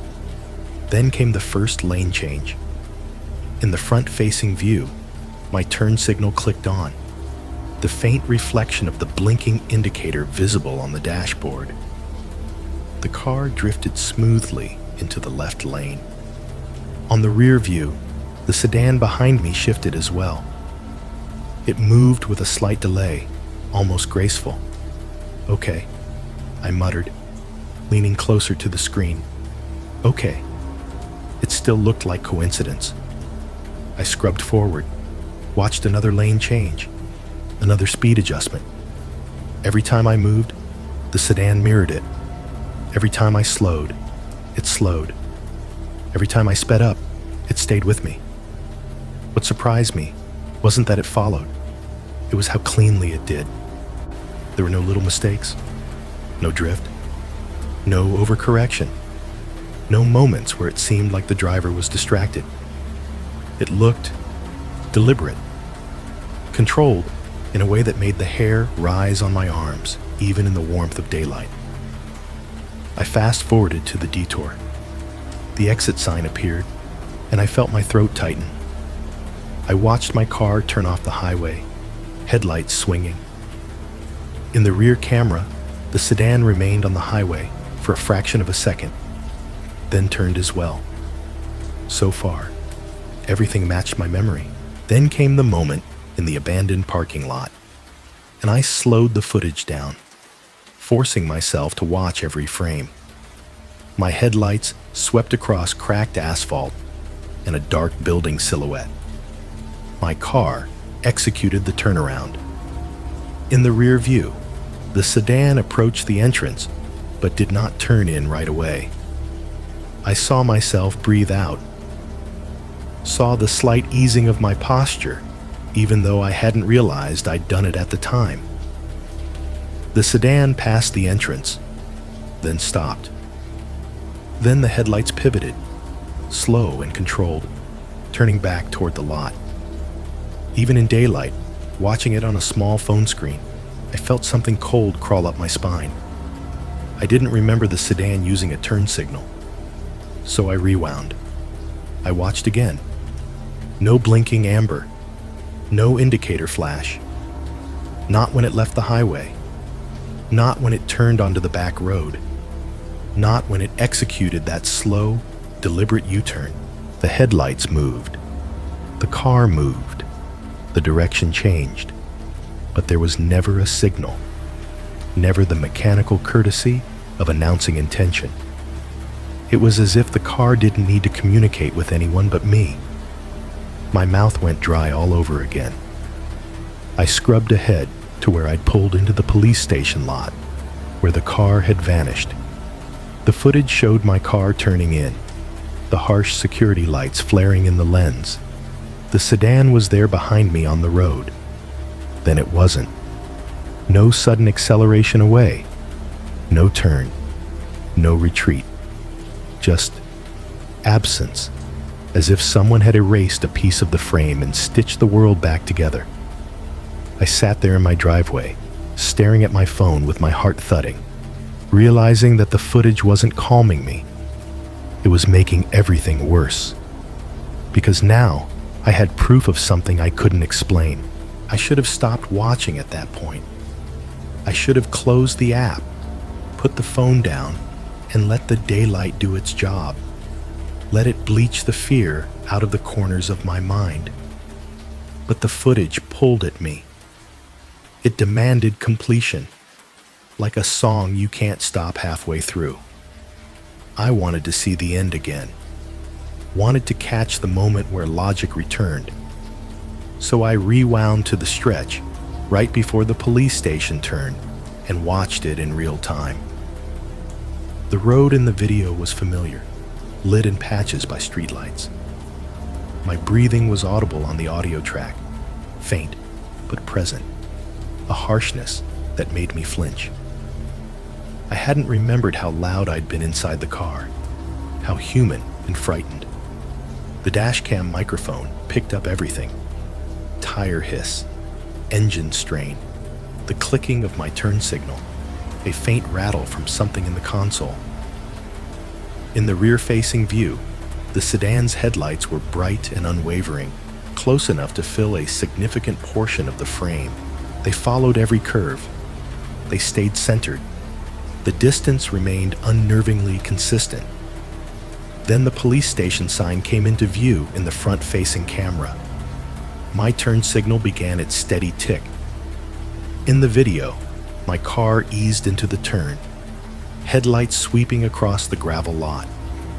The sedan behind me followed toward the entrance. And that was when the headlights went out. Not gradually, not dimming as if the driver had flipped to parking lights. They shut off completely in a single instant. 2 bright points extinguished, like someone snapping their fingers. For half a second, the rear camera showed nothing but darkness where the sedan had been. But the audio didn't change. The faint hiss of tires behind me remained. A soft, rolling sound on pavement that didn't match my own tires because I was already on gravel. My car had transitioned into the lot, crunching, popping, uneven noise. But behind me, beneath it, There was still that smooth, steady road sound, like another vehicle was still moving. I leaned closer to the screen, heart racing. I scrubbed back and watched again. Headlights on, then off. The same instant, the same clean cut. And in the frames, immediately after. If I paused at the right moment, if I stared long enough, I could still see the shape. Not clear, not undeniable, but there, like a darker patch of darkness moving where the sedan should have been. The faint outline of a hood, reflecting almost nothing. A suggestion of motion that shouldn't have been visible at all if the headlights were off. The car was still moving. The headlights were off, but the sedan continued forward for a moment, rolling in darkness, as if the driver didn't need light to see where it was going. I tried to tell myself it was a camera artifact, a lag, a glitch, something about the lens adjusting from brightness to low light. But the sound didn't glitch. The sound tracked movement too cleanly, too accurately. The tire noise behind me remained steady for a few seconds, then shifted, becoming rougher, gravel. Exactly when it would have needed to, if the sedan had followed me into the lot without lights. And yet, when I watched the front-facing view, when I watched myself pull into the lot, there was no sedan behind me, no reflection, no sweep of headlights, nothing. The footage showed my car alone, but the audio suggested otherwise. I sat there in my driveway, sunlight warming the dashboard, birds chirping somewhere nearby, and my hands began to shake so badly I nearly dropped the phone. My stomach churned with a sick, disbelieving fear that made no sense in the middle of a normal afternoon. I watched the clip again and again. Every time, the same. Headlights off, car still moving. I felt something inside me resist, like a part of my brain was trying to close a door before another part could walk through it. I didn't want to understand what that implied. I didn't want to consider why someone would do that, or how they could do that, or what it meant about the moment I'd assumed I was safe. I stared at the screen until my eyes ached. Then, without really deciding to, I deleted the file. Not just from the app, from the card, from the trash folder. Gone. The action was quick. A few taps, and then the footage, my only proof, was erased. I sat there for a long time afterward, phone still in my hand, feeling hollow and embarrassed and terrified all at once. I deleted the footage. I still don't know why. By the time the motel happened, I'd already gotten good at lying to myself. Not the dramatic kind of lying. Nothing you could point to and call denial with certainty. More like small edits, omissions, the kind of mental housekeeping you do when a story doesn't fit anywhere comfortable in your life. I had stopped taking the back roads at night. I checked my mirrors more often. I parked under lights when I could. I told myself those were normal precautions, the kind any grown adult should take. I didn't tell anyone why they had suddenly become necessary. Weeks passed, then months. The memory of the sedan softened around the edges, the way bruises fade. Still there, still tender if you press on it, but no longer screaming for your attention every hour of the day. I started believing I had contained it, that whatever it was had been a single incident, a bad overlap of timing and place, and that by changing my habits, I had somehow changed the rules. Then my supervisor put me on a work trip. It wasn't glamorous. It wasn't even special. One of our partner facilities, a few hours away, needed help catching up on inventory after a staffing issue, and they were offering overtime to anyone willing to spend a couple nights out there. The kind of deal you take because you're an adult and bills don't care about your comfort. The kind of deal you take because you tell yourself you're fine now.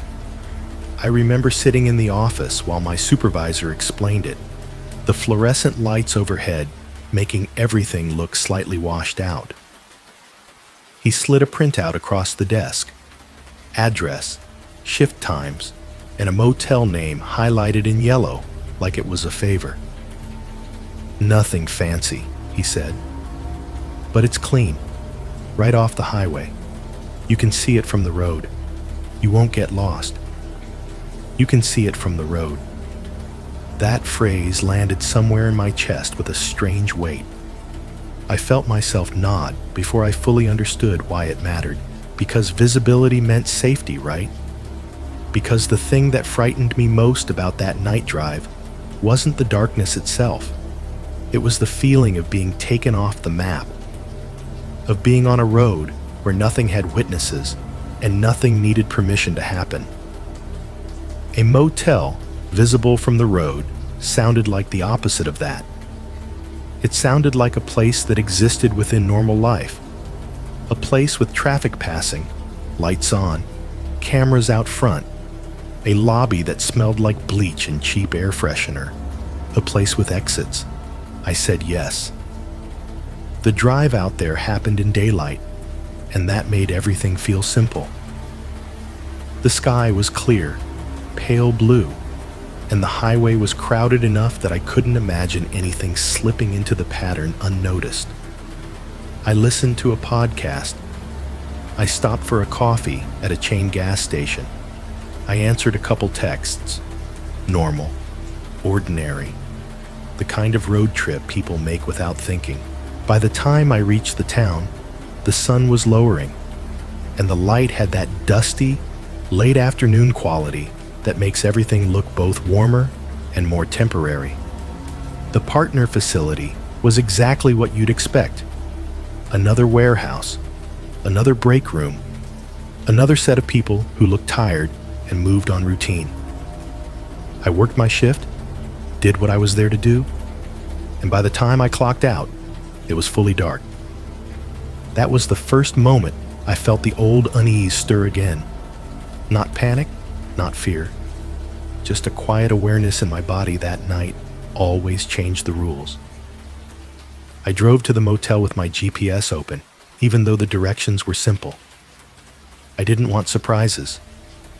The road leading there narrowed into a 2-lane stretch bordered by fields. Out here, the darkness wasn't interrupted by streetlights.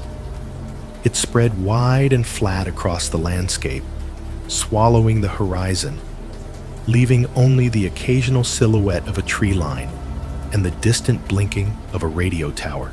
The motel's sign appeared suddenly, bright against the black.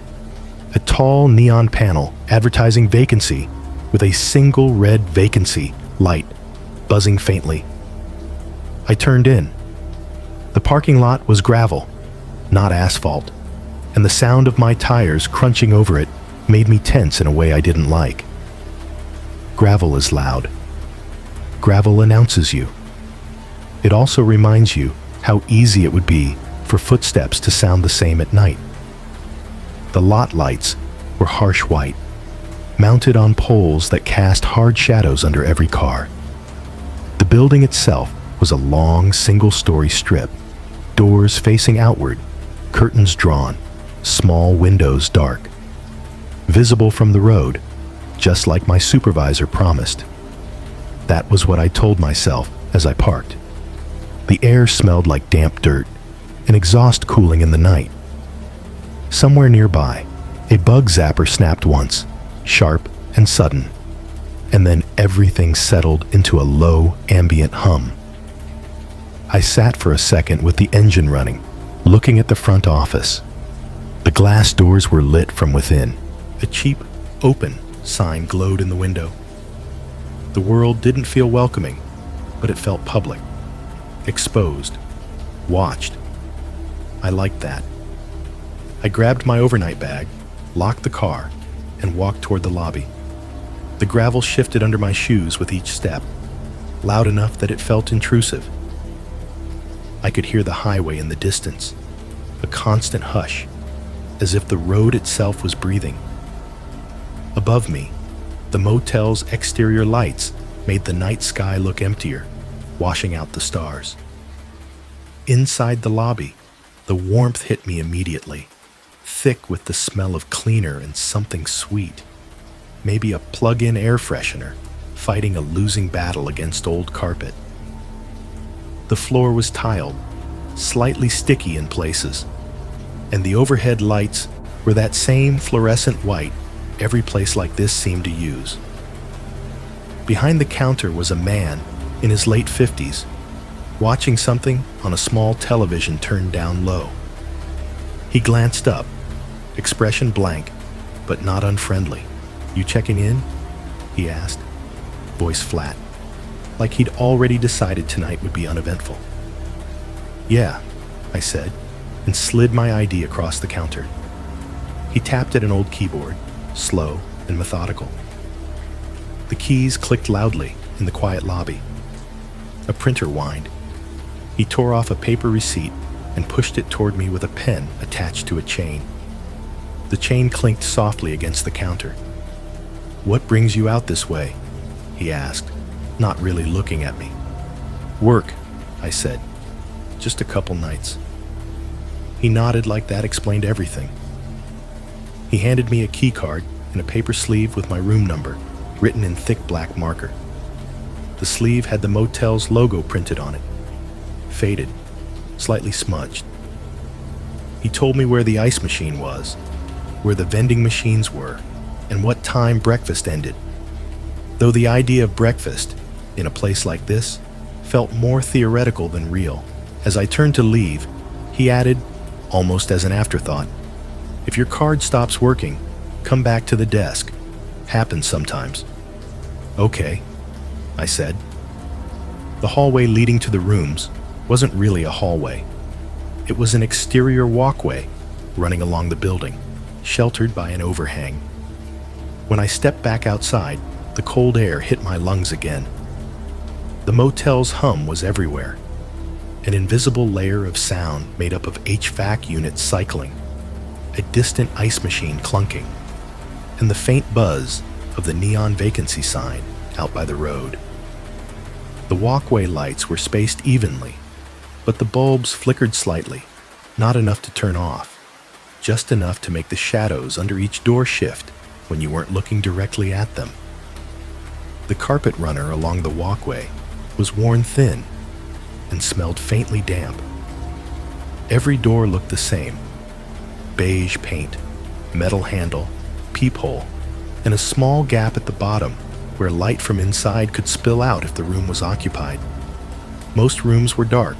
That should have made me feel better. Fewer people, fewer noises, less chaos. But emptiness can do the opposite. It can make a place feel less like a motel and more like a set piece. A row of doors you could knock on without anyone answering. I found my room and slid the key card through the reader. The lock beeped once. The little green light flashed. I pushed the door open, stepped inside, and immediately noticed the smell.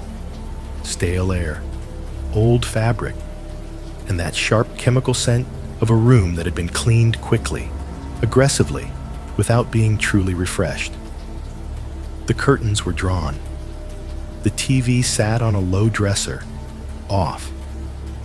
A small lamp on the nightstand cast a dim yellow pool of light that didn't reach the corners. The room was fine, standard, forgettable. And yet, I caught myself walking to the window first and pulling the curtain back just enough to look outside. From there, I could see the highway. Not clearly, but enough. Headlights moved past in the distance, white streaks sliding through the dark, then disappearing. I could see the motel sign near the road, buzzing softly, promising vacancy to anyone who needed it, visible from the road. I stood there longer than I meant to, watching the traffic. The idea of being seen felt like protection, I told myself that if anything happened, someone would notice. A passing car, a trucker, anyone. I told myself that this place was safer than the darkness on those back roads because it existed under the gaze of the highway. That was the logic. That was why I chose it. And it's what makes the next part hard to admit. Even then, even in that first quiet moment, with my hand still on the curtain, I had the faintest, ugliest thought slide through my mind, like a cold draft. Visibility doesn't just mean you can be found. Sometimes it means you can be noticed. The first 20 minutes in that room were almost calming, which is how I know my guard was down. I unpacked in the same slow, practical way I always do when I'm somewhere temporary. Overnight bag on the chair, phone charger plugged into the nearest outlet, wallet set on the nightstand so I wouldn't lose it in the sheets. I kicked off my shoes and left them pointed toward the door, like I was preparing for a quick exit, without admitting that's what I was doing.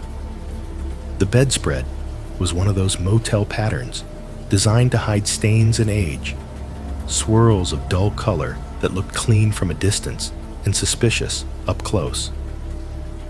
The air conditioner unit sat beneath the window, humming quietly, even when it wasn't actively blowing, as if it could never fully power down. I turned on the TV for noise, but the volume came out too tinny, too sharp, and the commercials felt intrusive in a way they shouldn't. I muted it and let the room settle back into its own sounds. That was when I heard the ice machine. It was down the exterior walkway, around the corner, but the building carried sound like it was hollow inside. The machine made a deep, uneven clunk, followed by a grinding churn that reminded me of teeth. A pause, then another clunk, like a heavy object dropping into a metal bin. The kind of sound that makes you picture the inside of it, even if you've never seen it. Cubes tumbling, cold air spilling out when someone opens the door, the lid falling shut with a soft slam. Clunk, grind, drop. I stared at the ceiling, counting the rhythm without meaning to. I told myself it was just someone getting ice. It was a motel. People did normal things. But as I listened, it struck me that I couldn't hear any voices. No laughter. No footsteps approaching or leaving. Just the ice machine doing its work in the dark like it was running for no one. A minute later, the HVAC system kicked on with a low vibration that traveled through the walls. The air conditioner's fan whirred, then steadied, pushing cold air that smelled faintly like dust and something sour. The noise filled the room and almost masked the rest of the building. Almost. Because through the wall to my right, I heard something else. A soft scrape, followed by a brief thump, like furniture shifting. Then a sound like a drawer opening, metal on metal, quiet but deliberate. The room next to mine was occupied, apparently. That should have been comforting. Proof of other people. Proof I wasn't alone. But the sounds didn't carry the way normal motel sounds do. There was no TV, no muffled conversation, no laughter. Just movement. Small, careful movements. A pause. Another scrape. Then silence. I lay back on the bed, phone in my hand, scrolling through nothing, pretending to relax. Outside, a car passed on the highway, its tires hissing on pavement. The motel sign buzzed faintly through the window glass. For a few minutes, everything returned to a dull normal. Then I heard footsteps in the hallway.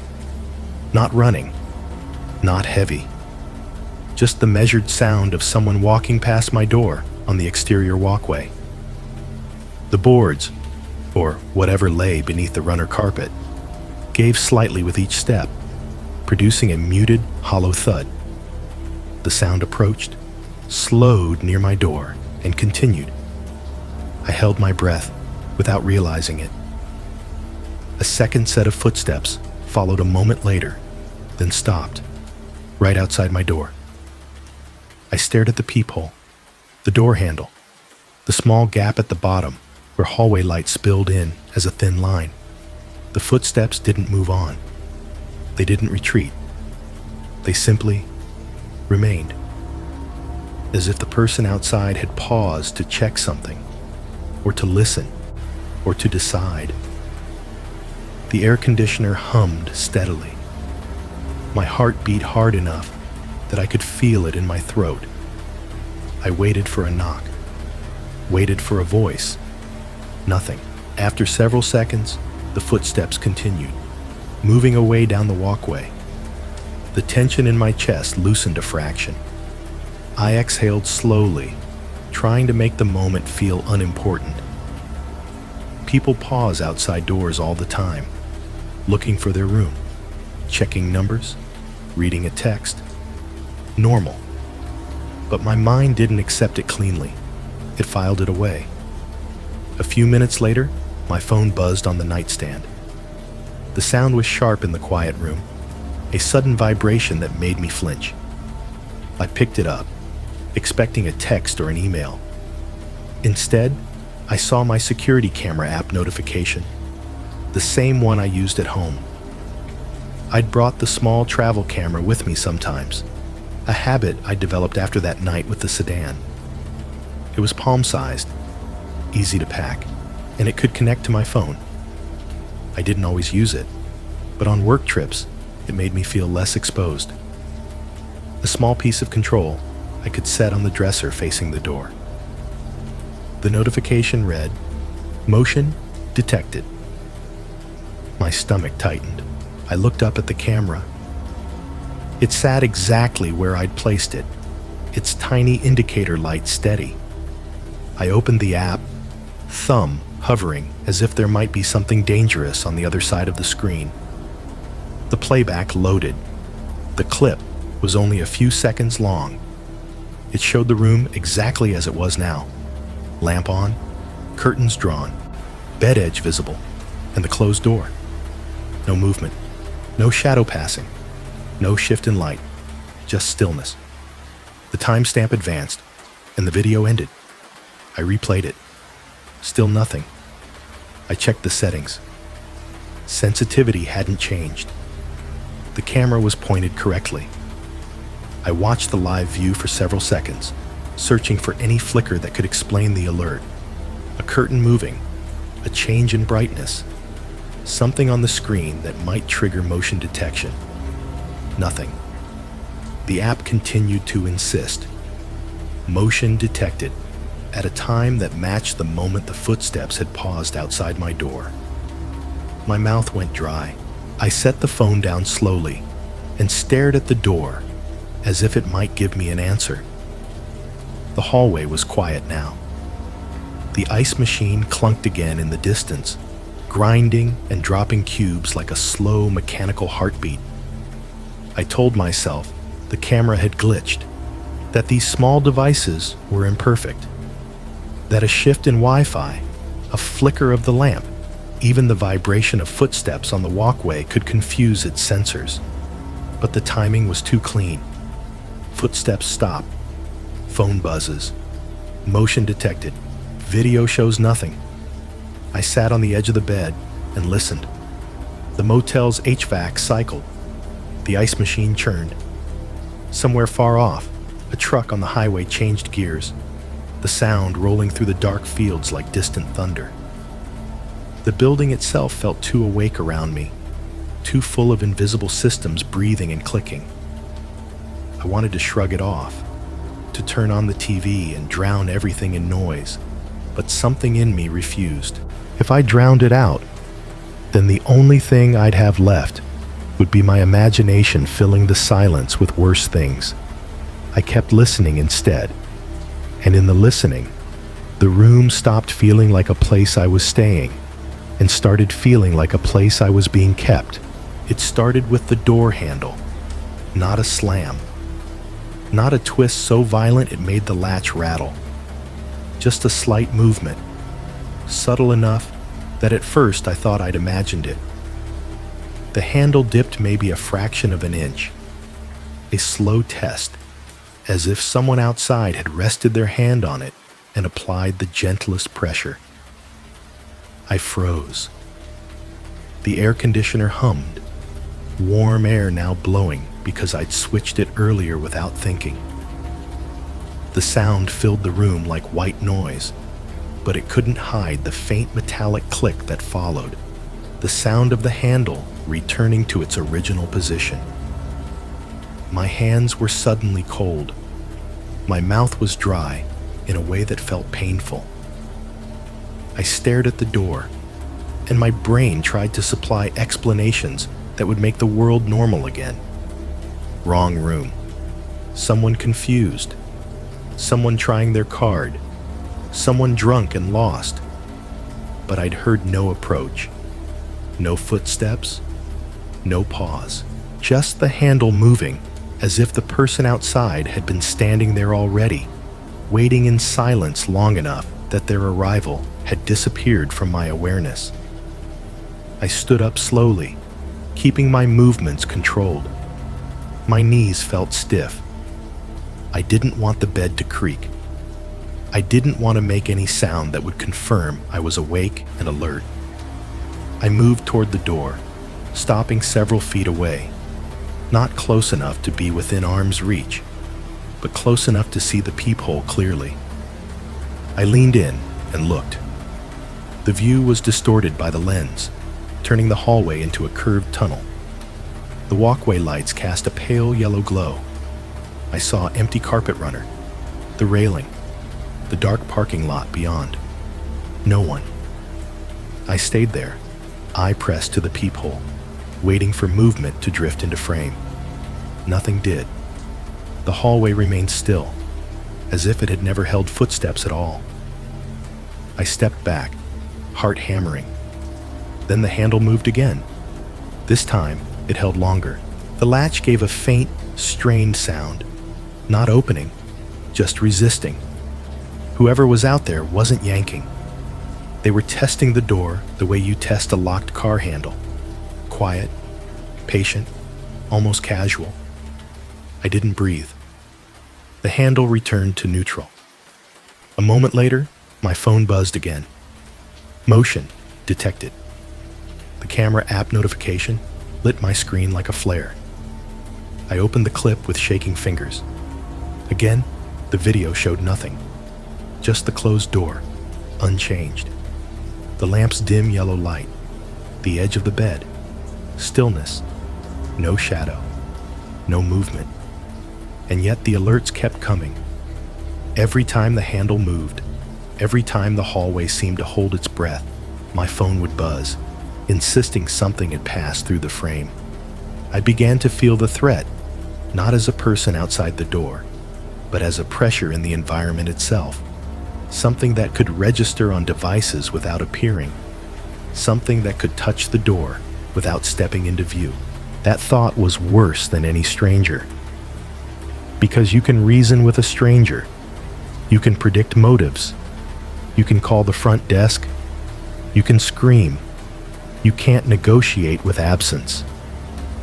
I backed away from the door and sat on the edge of the bed, phone in my lap, eyes fixed on the crack beneath the door where hallway light seeped through.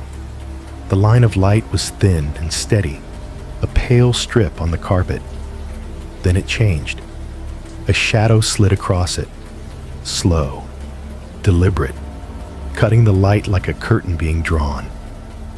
It didn't blot it out completely, just dimmed it enough to make my breath catch. The shadow paused, holding the line in partial darkness. Someone was standing directly outside my door. I could see their presence without seeing their shape. The air conditioner cycled off, and in the sudden quiet, the sound of my breathing became embarrassingly loud. I clamped my lips shut, trying to make myself silent. The shadow shifted slightly, as if the person outside had leaned in closer. I stared at that thin line of light, my entire body locked in place, and waited for the next sound. A knock, a whisper, a keycard beep, anything. What came instead was silence so complete it felt intentional. No footsteps, no breathing, no rustle of clothing, nothing. The shadow remained. I wanted to call the front desk. My phone was in my hand, screen lit, but I couldn't make myself do it. If I called and the man behind the counter answered, I'd have to speak. I'd have to make noise. I'd have to prove I was awake. And some part of me was convinced that proving I was awake would be the invitation. I sat there, barely breathing, watching the line of light under the door like it was a countdown. Minutes passed, or maybe seconds. Time in those moments becomes something you can't measure.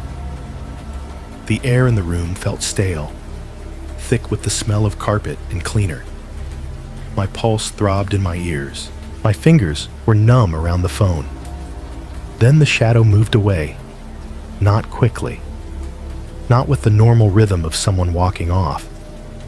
It slid back in a slow, smooth retreat, like whoever was out there had simply decided they were finished for now. The line of light returned to normal. I waited for footsteps. None came. I checked the peephole again. Empty walkway, empty railing, parking lot dark. The camera app buzzed one last time. Motion detected. The clip showed the door, the lamp, the bed, stillness. Nothing. I sat back down, shaking now in a way I couldn't control. My mind kept trying to frame what had happened as a normal human threat, an attempted break-in, a drunk person, a mistake. But the silence didn't match that. The lack of footsteps didn't match that. The camera seeing motion without recording motion didn't match that. I realized then that whatever had happened in that hallway wasn't interested in forcing its way in. It was interested in making sure I knew it could. I didn't sleep. Not really. I sat on the bed with the lamp on, shoes still pointed at the door, phone in my hand, listening to the motel breathe around me, the ice machine clunking and grinding, the HVAC cycling, the distant hush of the highway. Every sound became a warning, because the one sound I was waiting for never came again. No knock, no voice, no footsteps returning, just the knowledge that someone, or something, had stood outside my door, tested the handle, darkened the light beneath it, and then left without making a single normal human sound. In the morning, when the sun rose and the hallway filled with ordinary noises, doors opening, people talking, someone's TV too loud, it would have been easy to tell myself none of it mattered. Easy to treat it as a bad night's nerves. But even then, I knew the truth. I never opened the door. It started with the door handle. Not a slam.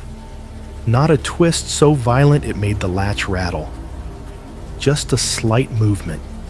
Subtle enough that at first I thought I'd imagined it. The handle dipped maybe a fraction of an inch, a slow test, as if someone outside had rested their hand on it and applied the gentlest pressure. I froze. The air conditioner hummed, warm air now blowing because I'd switched it earlier without thinking. The sound filled the room like white noise, but it couldn't hide the faint metallic click that followed, the sound of the handle returning to its original position. My hands were suddenly cold. My mouth was dry in a way that felt painful. I stared at the door, and my brain tried to supply explanations that would make the world normal again. Wrong room. Someone confused. Someone trying their card. Someone drunk and lost. But I'd heard no approach. No footsteps. No pause. Just the handle moving as if the person outside had been standing there already. waiting in silence long enough that their arrival had disappeared from my awareness. I stood up slowly, keeping my movements controlled. My knees felt stiff. I didn't want the bed to creak. I didn't want to make any sound that would confirm I was awake and alert. I moved toward the door, stopping several feet away, not close enough to be within arm's reach, but close enough to see the peephole clearly. I leaned in and looked. The view was distorted by the lens, turning the hallway into a curved tunnel. The walkway lights cast a pale yellow glow. I saw empty carpet runner, the railing, the dark parking lot beyond. No one. I stayed there, eye pressed to the peephole, waiting for movement to drift into frame. Nothing did. The hallway remained still, as if it had never held footsteps at all. I stepped back, heart hammering. Then the handle moved again. This time, it held longer. The latch gave a faint, strained sound, not opening, just resisting. Whoever was out there wasn't yanking. They were testing the door the way you test a locked car handle. Quiet, patient, almost casual. I didn't breathe. The handle returned to neutral. A moment later, my phone buzzed again. Motion detected. The camera app notification lit my screen like a flare. I opened the clip with shaking fingers. Again, the video showed nothing. Just the closed door, unchanged. The lamp's dim yellow light, the edge of the bed. Stillness, no shadow, no movement. And yet the alerts kept coming. Every time the handle moved, every time the hallway seemed to hold its breath, my phone would buzz, insisting something had passed through the frame. I began to feel the threat, not as a person outside the door, but as a pressure in the environment itself. Something that could register on devices without appearing, something that could touch the door without stepping into view. That thought was worse than any stranger. Because you can reason with a stranger. You can predict motives. You can call the front desk. You can scream. You can't negotiate with absence. I backed away from the door and sat on the edge of the bed, phone in my lap, eyes fixed on the crack beneath the door where hallway light seeped through. The line of light was thin and steady, a pale strip on the carpet. Then it changed. A shadow slid across it, slow, deliberate, cutting the light like a curtain being drawn. It didn't blot it out completely, just dimmed it enough to make my breath catch. The shadow paused, holding the line in partial darkness. Someone was standing directly outside my door. I could see their presence without seeing their shape. The air conditioner cycled off, and in the sudden quiet, the sound of my breathing became embarrassingly loud. I clamped my lips shut, trying to make myself silent. The shadow shifted slightly, as if the person outside had leaned in closer. I stared at that thin line of light, my entire body locked in place, and waited for the next sound. A knock, a whisper, a key card beep, anything. What came instead was silence so complete it felt intentional. No footsteps, no breathing, no rustle of clothing, nothing. The shadow remained. I wanted to call the front desk. My phone was in my hand, screen lit, but I couldn't make myself do it. If I called, and the man behind the counter answered, I'd have to speak. I'd have to make noise. I'd have to prove I was awake. And some part of me was convinced that proving I was awake would be the invitation. I sat there, barely breathing, watching the line of light under the door like it was a countdown. Minutes passed, or maybe seconds. Time in those moments becomes something you can't measure. The air in the room felt stale, thick with the smell of carpet and cleaner. My pulse throbbed in my ears. My fingers were numb around the phone. Then the shadow moved away. Not quickly, not with the normal rhythm of someone walking off. It slid back in a slow, smooth retreat, like whoever was out there had simply decided they were finished for now. The line of light returned to normal. I waited for footsteps. None came. I checked the peephole again. Empty walkway, empty railing, parking lot dark. The camera app buzzed one last time. Motion detected. The clip showed the door, the lamp, the bed, stillness. Nothing. I sat back down, shaking now in a way I couldn't control. My mind kept trying to frame what had happened as a normal human threat. An attempted break-in, a drunk person, a mistake. But the silence didn't match that. The lack of footsteps didn't match that. The camera seeing motion without recording motion didn't match that. I realized then that whatever had happened in that hallway wasn't interested in forcing its way in. It was interested in making sure I knew it could. I didn't sleep. Not really. I sat on the bed with the lamp on, shoes still pointed at the door, phone in my hand, listening to the motel breathe around me. The ice machine clunking and grinding, the HVAC cycling, the distant hush of the highway. Every sound became a warning, because the one sound I was waiting for never came again. No knock, no voice, no footsteps returning. Just the knowledge that someone, or something, had stood outside my door, tested the handle, darkened the light beneath it, and then left without making a single normal human sound. In the morning, when the sun rose and the hallway filled with ordinary noises, doors opening, people talking, someone's TV too loud, it would have been easy to tell myself none of it mattered. Easy to treat it as a bad night's nerves. But even then, I knew the truth. I never opened the door. Daylight didn't make the motel feel safer. It made it feel guilty, like a place that could look you in the face and pretend nothing happened. When I stepped out of my room that morning, the sky was pale and cold, the kind of washed-out blue that makes everything look flatter than it should. The parking lot was half full now. People moved with the slow confidence of travelers who had slept through the night and believed they understood where they were.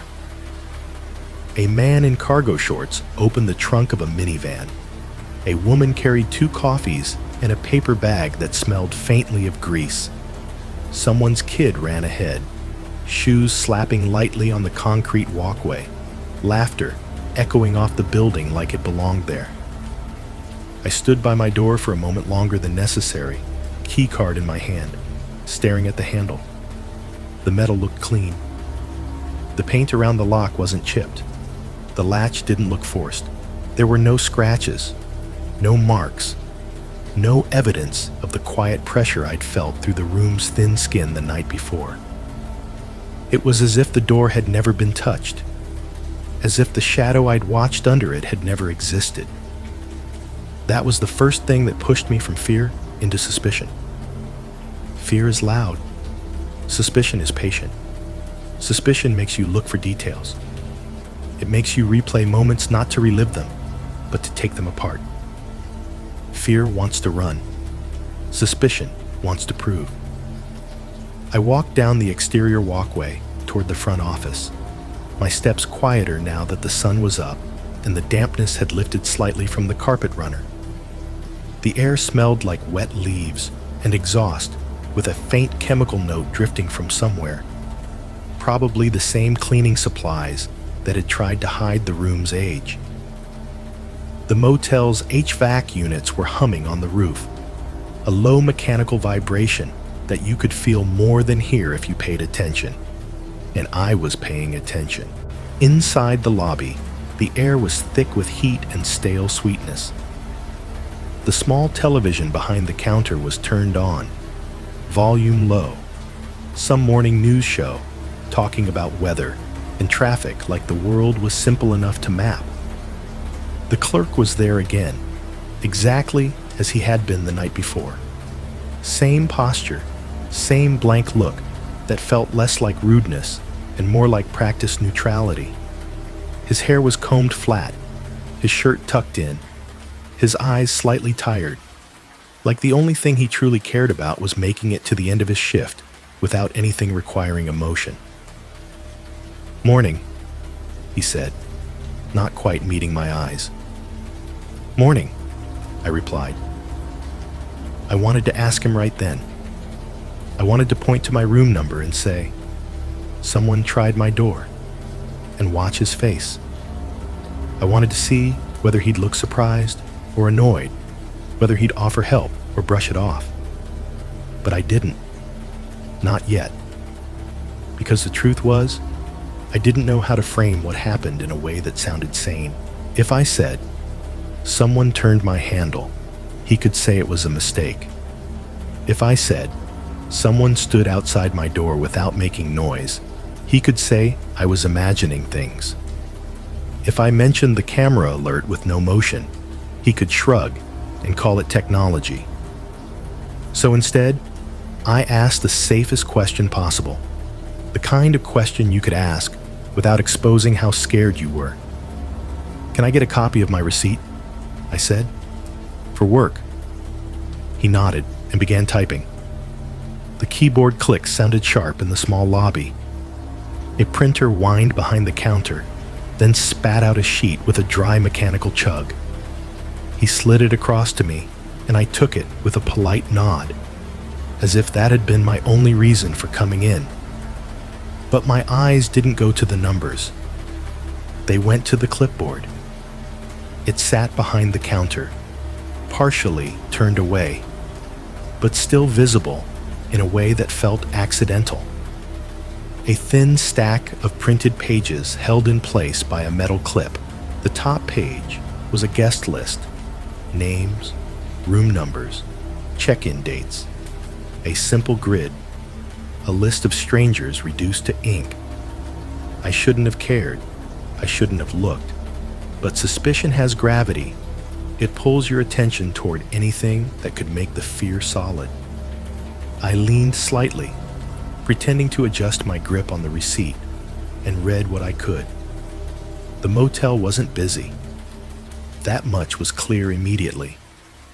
There were maybe 10 or 12 occupied rooms listed, scattered across the building.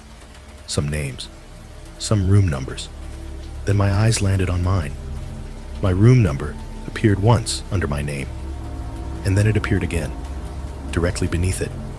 Same number, same line spacing, same font, no name, just the number.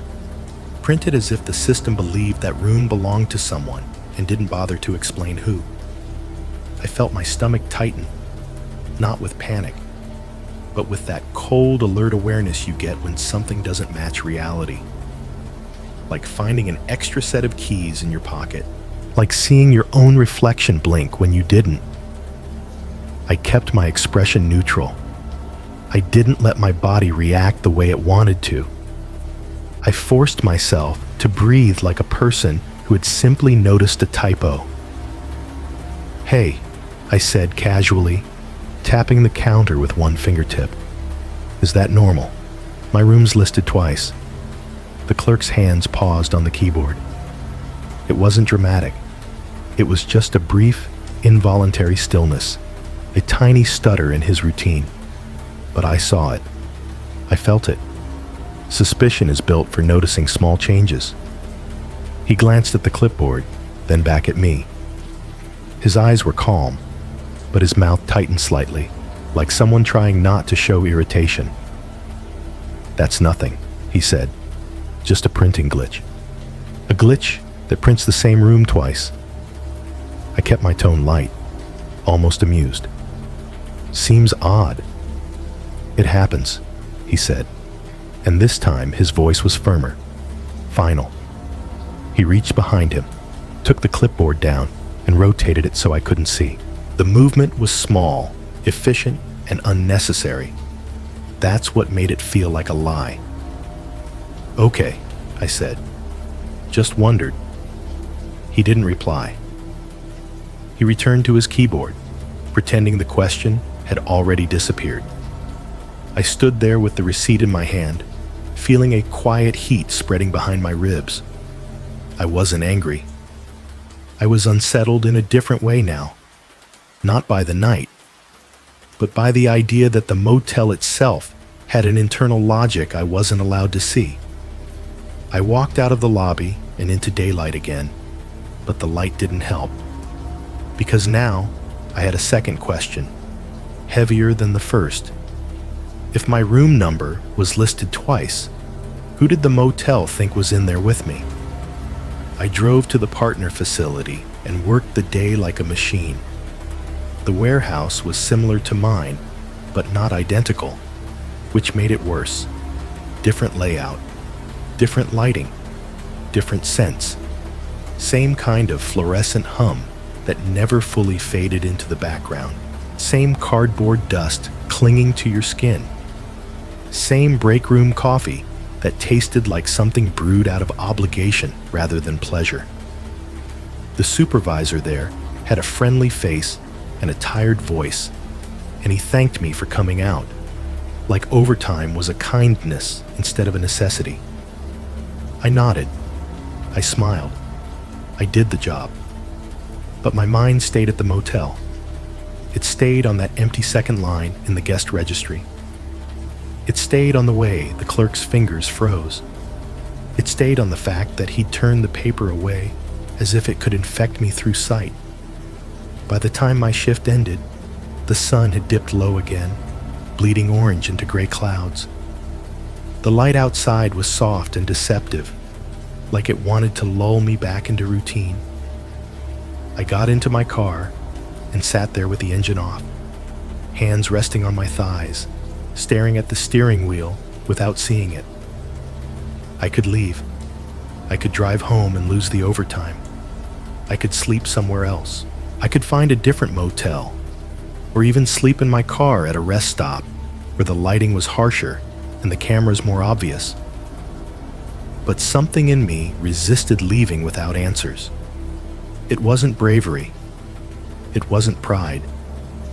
It was that stubborn human need to make the world coherent, to close a loop, to find a reason. If I left, I'd be admitting that fear could move me like a puppet, that some night sounds and a shadow line under a door could rearrange my choices. So I drove back. The motel looked different at night. It always does. In daylight, it was just a tired roadside building. At night, it became a lit object in darkness. Too visible, too exposed. The vacancy sign buzzed faintly, and every time the letters vibrated, the light seemed to flicker in a way that made my eyes strain. The parking lot lights cast sharp, high-contrast shadows beneath cars. The gravel crunched loud under my tires as I pulled into my spot. Somewhere on the highway, a semi roared past, and the sound rolled through the air like distant thunder. I stood outside my door for a moment, with my key card in my hand, listening. The motel had its own soundscape at night. The HVAC unit cycling on the roof, the ice machine clunking and grinding down the walkway, the faint buzz of the neon sign. Occasionally, the muffled sound of a television from inside someone else's room, tinny and distant. It wasn't the sounds themselves that frightened me. It was how easily they could cover other sounds. I slid the card through the reader. Beep. Green light. The door opened. Inside, the room smelled the same as before, cleaner and old fabric, a faint dampness trapped in the carpet. I turned on the lamp, then another lamp, then the bathroom light, flooding the room with weak yellow brightness. It still didn't reach the corners. It never did. I set my travel camera on the dresser again, angled toward the door.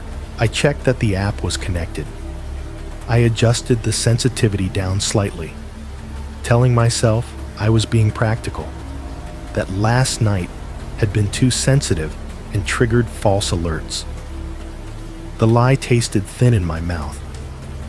I ordered food from a nearby fast food place and ate it sitting on the edge of the bed, not because I was hungry, but because chewing gave my body something to do besides tremble. I watched a little TV with the volume low. I scrolled my phone. I tried to re-enter normal life, the way you try to slip back into sleep after waking from a bad dream. Careful, controlled, hoping your mind won't jerk you awake again. By 11:30, the motel had quieted. By midnight, it felt like the building had settled into a deeper, heavier silence, one where every small sound traveled farther. I brushed my teeth. I locked the deadbolt and the chain. I checked the window latch. I sat on the bed with the lamp still on and waited. The ice machine clunked at 12:47. Grind, drop, pause. At 1:12, I heard movement through the wall to my right. A scrape, a soft thump, something shifting. At 1:19, footsteps passed my door. This time, I didn't hold my breath. I forced myself to breathe slowly and evenly, like I was watching footage rather than living in it. The footsteps approached, slowed, and then stopped outside my room. I stared at the gap beneath the door.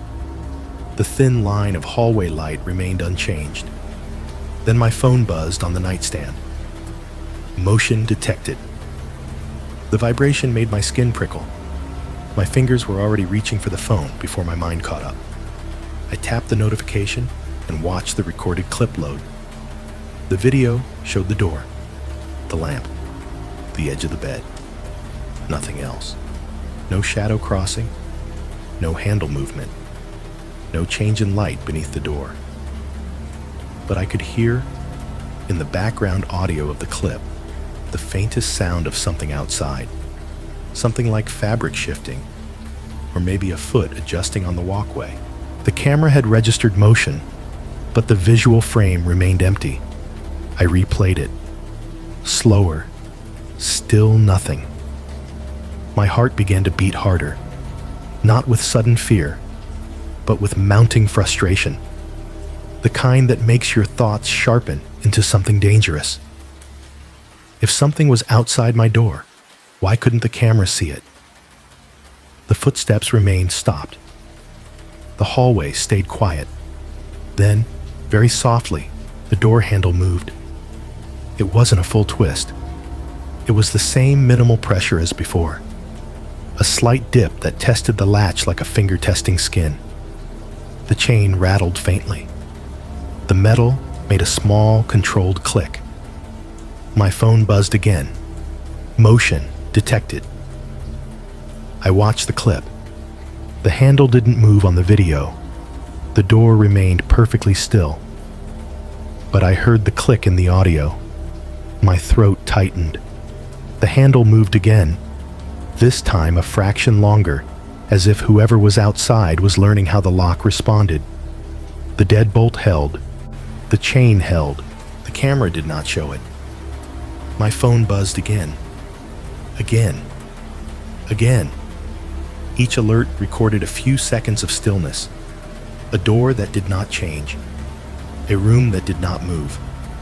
An empty frame paired with sounds that insisted something was present. Then the footsteps resumed, moving away down the walkway. No knock, no voice, no running. Just the quiet retreat of someone who had finished what they came to do. I sat on the bed, with my phone in my hand, staring at the door as if it had become a screen, and I was waiting for an image to appear on it. My breathing was controlled, but my body shook slightly anyway, as if it was trying to purge adrenaline with movement. That was the moment suspicion tipped into fear. Because if this was a person, it was a person who could stand outside my door without appearing on camera. And if it wasn't a person, I didn't want to finish the thought. I got dressed without turning off the lights. Jeans, hoodie, shoes. I took my keys and phone and left the room. locking it behind me. The hallway lights were harsh and buzzing. The parking lot was quiet. The front office still had a light on, but the lobby looked empty from the outside. The clerk might have been in a back room, or asleep in a chair, or watching TV low. I didn't go to the office yet. I walked the length of the building first, trying to regain control through movement. The ice machine sat in its small alcove, humming softly, the plastic flap slightly ajar, as if someone had used it recently. I stared at it longer than I needed to. I listened. It made no sound beyond its steady mechanical presence. I walked back toward my room and looked down the walkway. Empty doors, dark windows, a faint smell of cigarettes from somewhere, stale and distant. Nothing. No one. And yet I'd heard footsteps. I'd heard my handle move. I went back to the front office and pushed open the glass door. The little bell above it chimed softly. The clerk appeared after a moment, stepping out from behind a back door with an irritated look. He was wearing the same shirt as before, but now it was untucked slightly, as if he'd been sitting. "What is it?" he asked. "I need you to check something," I said, keeping my voice calm through effort. Someone was outside my door. I heard them. My camera detected motion, but it didn't record anyone. He stared at me like he'd heard this story before in a different form. "Probably another guest," he said. "Wrong room. Happens." "It didn't sound like a mistake," I said. They tried the handle. His eyes narrowed slightly. "Did they get in?" "No," I said. "Then they didn't get in," he replied, as if that was the end of it.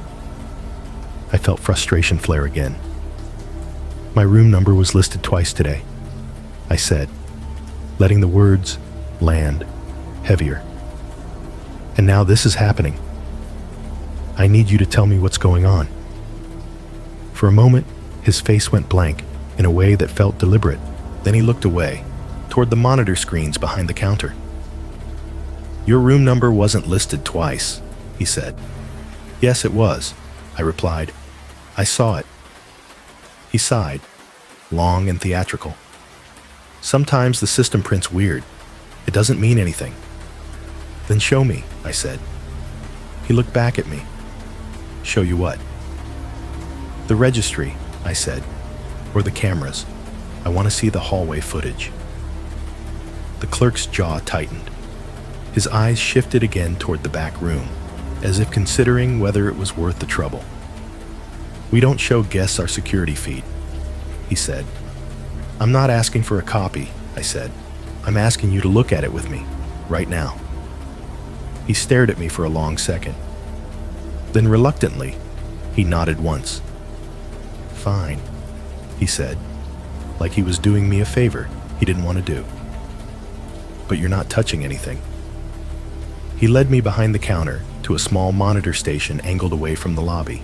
The screens were divided into multiple camera feeds: front parking lot, lobby entrance, side walkway, and a grainy view of the rear of the building where the ice machine alcove was. The image quality wasn't great, slightly washed out, low frame rate, but it was enough to show movement, enough to show a person if a person existed. He tapped keys on a keyboard and pulled up playback. "What time?" he asked. I checked my phone. "About 1:19, I said. Footsteps stopped outside my door. He scrubbed the timeline and selected the side walkway camera that covered my section of rooms. The footage loaded. The hallway appeared on the screen. A line of doors under harsh lights. The runner carpet looking pale and worn. The image had a slight jitter to it, as if the camera was old or the connection unstable, but it was clear enough. We watched. At 1:18, nothing happened. At 1:19, nothing happened. I felt my throat tighten. "Wait," I said. I heard them then. The The clerk didn't look at me. He kept his eyes on the screen, face tense with annoyance that was starting to shift into something else, something quieter. We watched again, frame by frame. The hallway remained empty. No footsteps, no shadow, no shape crossing into view. But then, at exactly 1:19, on the audio track, faint but unmistakable, we heard it. Footsteps. Soft, measured steps moving along the walkway. My stomach dropped. "You hear that?" I said, voice low. "That's what I heard." The clerk's brow furrowed. He leaned closer to the screen. The footsteps continued on the audio, approaching my door, approaching the area where my door would be in frame. The hallway remained empty. The sound stopped. On the screen, nothing stopped, because nothing moved. Then the faint metallic click of a door handle sounded through the camera's mic. Quiet, controlled. The clerk's face changed. Not dramatically, but enough. His eyes narrowed. His mouth opened slightly and closed again. The annoyance drained away and left behind a tight, uncomfortable focus. He scrubbed back and played it again. Same result, same sound, same empty hallway. I felt cold spread through my chest like water. "See?" I said. He didn't answer. The handle click happened again.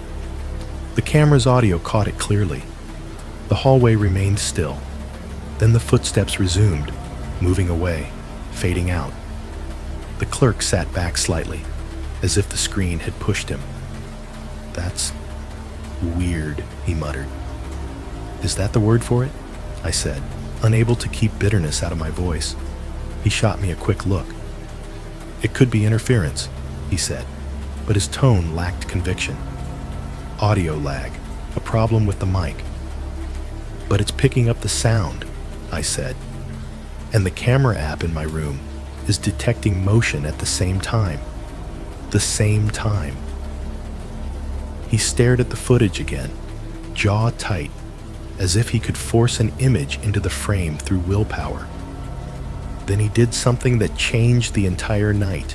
He switched camera feeds. "Let's check the lobby angle," he said. He pulled up a different view that covered part of the parking lot and the walkway from a distance. The angle was worse, more grainy, but it should have captured someone moving along the building. We rewound to 1:19 and watched. The parking lot lights glared on the screen. Cars sat motionless. The walkway was visible in a slanted strip. At 1:19, the audio played again. Footsteps, stop, handle click. The image showed nothing. No person walking, no shadow, no movement. Just empty space behaving like empty space, while sound insisted otherwise.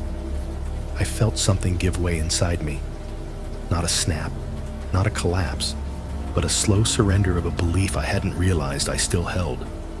I had been trying to treat the threat as human, a stranger, a prowler, a drunk guest, a creep, something you could explain with motives. The footage made that harder. The clerk cleared his throat and rubbed his face with one hand, as if trying to wake himself from a dream. "Maybe it's someone just out of frame," he said. But his voice was quieter now, less sure. "It's a hallway," I said. "There isn't an out-of-frame big enough for that." He didn't respond.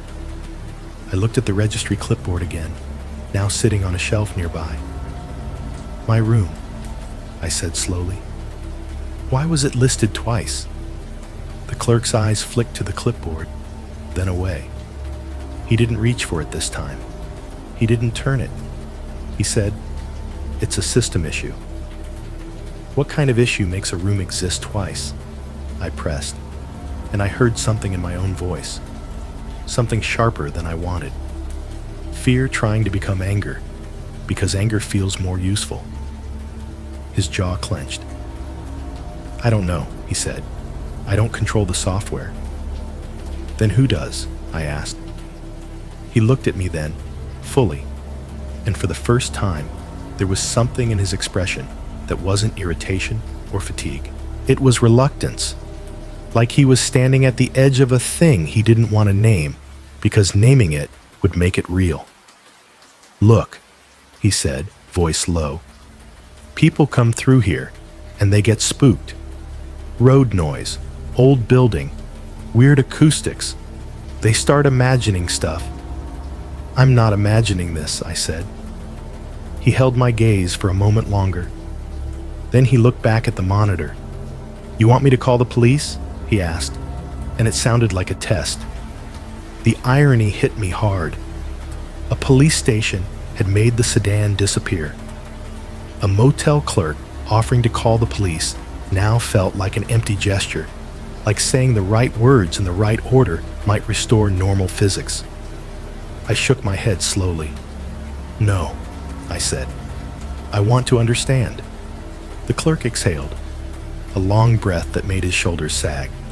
"Sometimes," he said, and then stopped, as if he'd said too much. "Sometimes what?" I asked. He stared at the monitor screen where the empty hallway sat frozen in time. "Sometimes these cameras don't catch everything," he said. "That's not true," I replied. "Cameras catch what's there." He didn't answer me. He just looked tired. I realized then that he wasn't evasive because he thought I was annoying. He was evasive because he'd seen this before, or something like it, and he had already decided the safest way to survive it was to treat it as if it didn't exist. I left the office with my skin buzzing, the night air colder than it had been an hour earlier. The motel's exterior lights hummed. The parking lot felt too open. The highway noise rolled in the distance, like the world refusing to pause for my private terror. Back in my room, everything looked the same. The lamps, the bedspread, the camera on the dresser, the door, the deadbolt. I sat on the edge of the bed and listened. The refrigerator in the tiny kitchenette clicked on with a low hum. The AC unit beneath the window rattled slightly, then steadied. Through the wall, someone coughed once and rolled over in their bed. Normal. But the footage had changed what normal meant. I couldn't unsee the empty hallway paired with footsteps. I couldn't unhear the handle click with no body to produce it. I couldn't ignore the second line in the guest registry. My room number printed twice, as if the motel believed there were two occupants, or two states of occupancy, or two versions of the same space. For the first time, I felt something worse than fear. The sensation of being mapped. Not hunted, not attacked. Mapped. Like my presence in that room had been recorded in a way I couldn't access. Like the building itself, or whatever moved through it, had an awareness of my location that didn't require sight. I tried to sleep anyway. I lay on my back with the lamp on and stared at the ceiling. My phone sat on the nightstand. The camera app was open, waiting. Every sound in the building made my muscles tense. Every shift of the HVAC made my eyes widen. I waited for the footsteps to return, because some part of me believed that if they returned now, after the clerk and I had watched the footage, then I would have crossed some threshold I couldn't uncross. Footsteps never returned. Instead, something else happened. At 2:03 a.m., my camera app buzzed. Motion detected. I stared at it for a moment, not moving, as if moving would change the outcome. Then I tapped it. The clip loaded. It showed my room, dimly lit, door centered, stillness everywhere. Nothing moved. But in the audio, faint and close, I heard a sound that didn't belong to the room. A soft breath, not mine. Not a dramatic exhale. Not a gasp.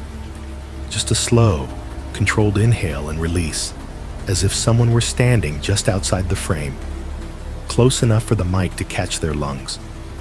My own breathing stopped. I listened harder. The sound continued for the length of the clip, and then ended abruptly when the recording cut off. The room remained visually empty. The door remained closed. The lamps didn't flicker, but the breath stayed in my ears like a fingerprint. I replayed the clip. The breath was still there. I sat up, heart pounding, and stared at the camera on the dresser. Its indicator light glowed steady. The lens faced the door. There was nowhere in the frame for a person to hide without appearing. No corner deep enough, no shadow thick enough. And yet the audio had captured something intimate, something close. That was the moment suspicion turned into realization. Not the full realization, not the final shape of it, but the first undeniable truth. Whatever was happening wasn't limited by the rules I kept trying to apply. It could be present without being seen. It could produce sound without occupying space.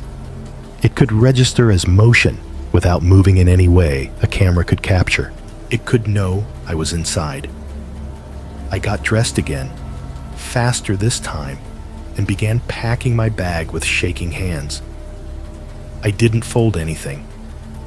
I didn't care about neatness.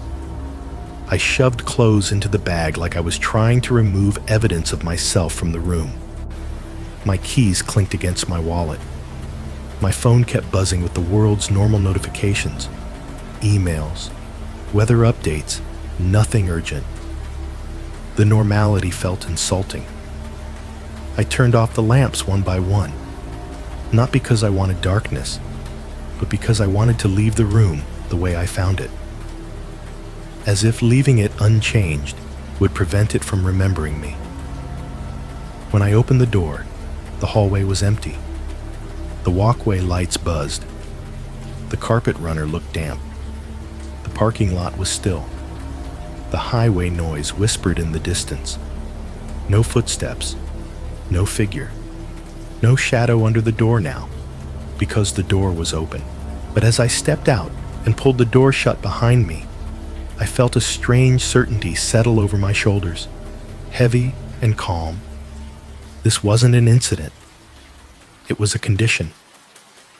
I walked to my car without looking back. The gravel crunched under my shoes, loud and final. I loaded my bag into the trunk.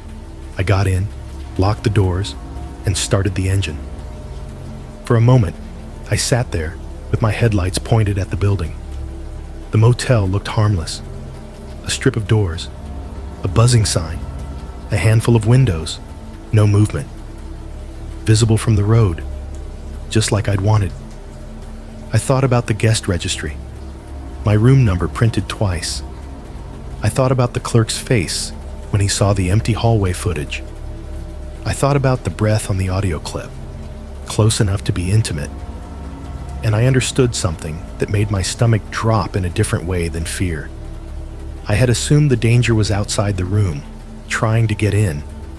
But the evidence suggested the opposite. The room didn't need someone outside it to be occupied. It could be occupied without a person. It could be shared without consent. It could register two presences without being wrong. Someone knew I was inside. Not because they watched me enter, not because they followed me from the road, not because they stood outside my door long enough for a camera to catch them. They knew the way the building knows when a light turns on, the way a system knows when a sensor is triggered, the way a place remembers the moment it's been noticed. I drove out of the parking lot and onto the highway, tires humming, dashboard glowing, the road opening ahead of me like an escape route I didn't trust. I didn't stop at the front desk to check out. I didn't ask for a refund. I didn't call anyone to explain. Because I finally understood the part that made the entire thing feel colder than any shadow under a door. It wasn't trying to break in. It had been confirming I was there. And now that it had confirmed it, through motion alerts, through registry anomalies, through sounds that existed without bodies. It didn't need to prove anything else. It could let me leave. It could remain behind. And it could still know exactly where I'd been. I told myself it was over the moment I pulled back into my own driveway. That belief didn't come from logic. It came from exhaustion. From the simple, desperate hope that fear has rules, that it stays where it happens, that it respects distance, that it understands when something is finished. Home, after all, is supposed to be the boundary, the line where stories end, the place where you lock the door and whatever followed you decides it's no longer worth the effort. My house looked exactly the way it always did when I got back from that trip. Single story, modest, the porch light casting a soft cone over the steps, the familiar shape of the living room window, curtains half drawn the way I always left them. Nothing about it suggested intrusion. Nothing about it suggested that the unease I carried inside me had any right to exist here. I parked, shut off the engine, and sat for a moment with my hands on the steering wheel, listening to the quiet.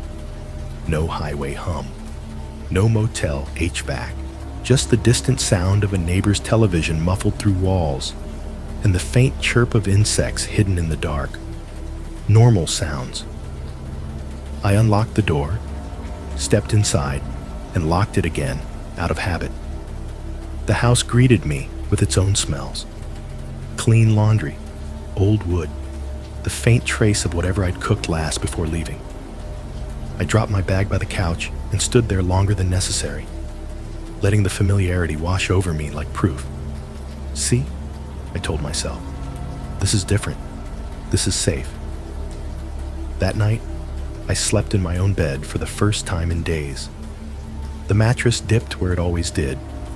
The ceiling fan turned with its familiar, uneven rhythm. I woke once around 3 a.m, heart racing for no clear reason, then drifted back off when nothing happened. In the morning, daylight erased the rest. I went back to work. I resumed routines. I checked mirrors more than I used to, but I told myself that was just caution hardening into habit. I installed a second camera in the house, this one facing the back alley that ran behind my property. Not because I thought something would happen there, just because it felt responsible. Just because I'd learned that not seeing something didn't mean it wasn't happening. Days passed. Then one night, my phone buzzed while I was standing in the kitchen. The sound startled me, not because it was loud, but because it came when nothing else was happening. No TV on, no music, just the quiet click of the refrigerator cycling and the soft tick of the wall clock. I looked down at the screen. Motion detected. Rear camera.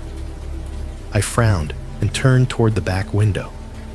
The alley light was off, as it always was at that hour.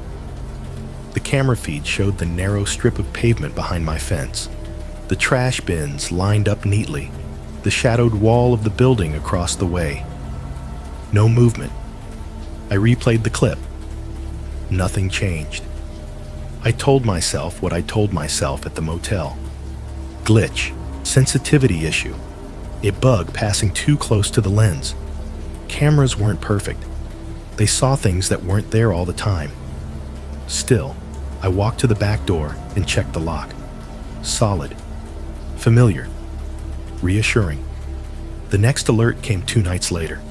Same time, same vibration, same message. Motion detected. Rear camera. This time, when I checked the live feed, the alley light was on. That light wasn't automatic. It was controlled by a switch inside my house, a switch I hadn't touched since the day I moved in. I stood there, phone in my hand, staring at the bright rectangle of pavement on the screen, my mind struggling to supply an explanation that didn't involve another person. I walked to the switch. It was flipped up. I stood there for a long time, fingers hovering inches from the plastic, trying to remember if I'd ever turned it on. If maybe I'd done it without thinking, in a hurry, half asleep. I hadn't. I turned it off.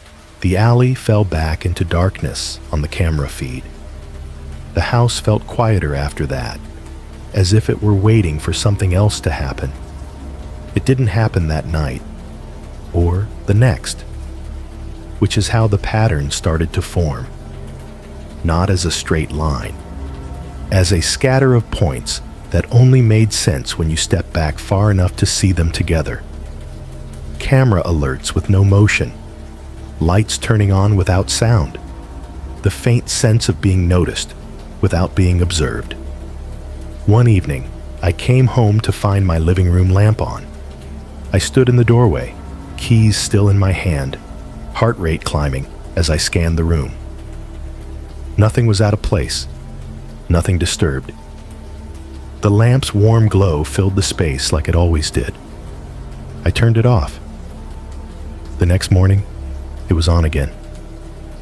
I checked the camera footage from the night before, scrubbing through hours of empty frames. The lamp clicked on between one frame and the next. No visible cause. No shadow crossing the room.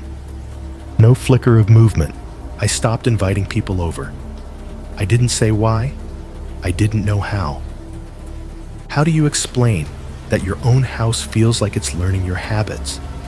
That it knows when you're home, when you're asleep, when you're alone enough to notice? The worst part wasn't fear. It was familiarity. The way these things happened without drama, without confrontation. As if whatever was doing it didn't need to announce itself anymore. As if it had already confirmed something important and was simply repeating the process. One night, sitting alone on the couch, I opened my camera app and scrolled back through old alerts. The warehouse parking lot camera I'd installed months ago. The dash cam footage I no longer had. The motel clips with nothing in them. Different locations. Different systems. Same result. Motion without presence. Interaction without visibility. That was when the realization settled into me. Not with panic, but with a slow, sinking certainty that made my chest feel hollow. It wasn't following places. It was following patterns. The same setup. The same conditions. The same moment when I believed I was safe enough to stop paying attention. Home hadn't stopped it. Home had just given it a new environment to work with.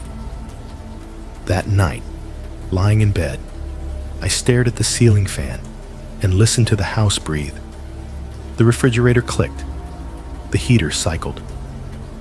Somewhere outside, a car passed, its headlights briefly painting the walls with moving light. My phone rested on the nightstand, screen dark. I waited for it to buzz. When it did, I didn't flinch. Motion detected. This time, I didn't check the feed right away, because I already knew what it would show. Nothing. I didn't understand what had been happening to me until I stopped trying to make it stop. That realization didn't arrive all at once. It didn't come with panic or revelation or some dramatic moment where everything suddenly clicked into place. It crept in slowly, disguised as fatigue, as resignation, as the quiet acceptance that comes when you realize you've been reacting to something for too long without ever changing the outcome. By then, months had passed. The house had settled into a strange, uneasy truce with me. The cameras still buzzed now and then. The rear alley light still came on by itself sometimes, always late, always when the rest of the block had gone dark. I'd stopped jumping when it happened, stopped checking the footage immediately, stopped trying to explain it. I hadn't gone back to that motel. I hadn't driven the back roads again. I took the same well-lit routes home every night, even if they took longer. I parked under streetlights. I kept the TV on for noise. I slept lighter than I used to. And still, the house kept breathing around me. The refrigerator clicked and hummed in uneven cycles, louder at night than it ever seemed during the day. Sometimes it popped sharply, like a knuckle cracking in the dark, and I'd freeze mid-thought, waiting for the sound to be followed by something else. It never was. Just the appliance doing what it had always done, suddenly made suspicious by context. The HVAC system had its own language. A low whir, a pause, a dull thump in the walls as air shifted through vents I couldn't see. When the heater shut off, the silence that followed felt too complete, like the house was listening along with me. When it kicked back on, I'd feel a momentary relief, not because it was warm, but because the sound meant something was still moving for reasons I understood. Outside, distant traffic moved through the city in long, faint waves, tires on pavement, an occasional horn, sounds that reminded me there were other people awake, other lives moving forward without any awareness of mine. Those sounds used to comfort me. Now they felt like proof of distance, of how easily something could happen without anyone close enough to notice. It was during one of those nights, lying awake and staring at the ceiling, that I started thinking backward instead of forward. At first, it was accidental. A memory surfaced without being invited. The warehouse parking lot, months earlier, the frost on the windshields, the HVAC unit sighing overhead. I remembered how calm I'd been then, how ordinary everything felt. Then another memory followed. The drive home, the static on the radio, the dashboard glow. The fact that I hadn't looked in the mirror. I'd thought of those moments as the beginning. They weren't. Once I started paying attention, other memories shifted too, reordering themselves in ways that made my stomach tighten. The way I'd always felt a slight unease in certain places, even before the sedan. Gas stations at night, where the lights felt too bright and the windows too reflective. Long stretches of road where the darkness pressed closer than it should have. The way I'd sometimes get the feeling I was being watched in completely mundane settings, and then dismiss it because nothing ever happened. Nothing obvious anyway. The motel had felt like an escalation because it was new, because it was intrusive, because it crossed a line I could point to. But the sensation itself, the awareness, the quiet pressure, the sense of being observed without being seen, wasn't new at all. It had just gotten closer. That thought stayed with me longer than I liked. I stopped thinking of the events as separate incidents. The sedan, the motel, the house.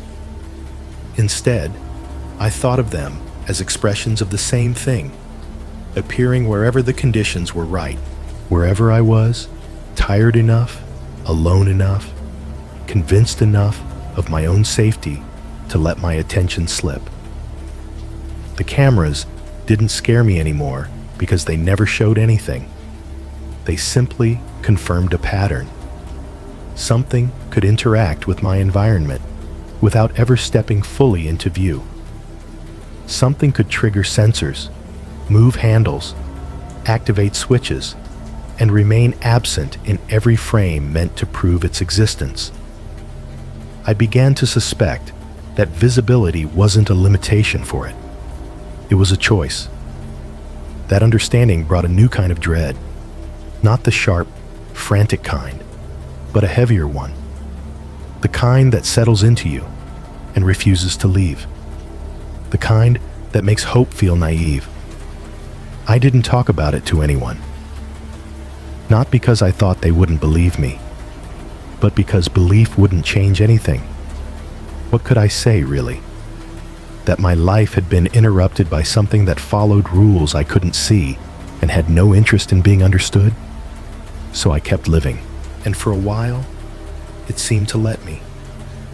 Weeks went by without alerts. The alley lights stayed off. The house returned to a version of normal that felt almost convincing.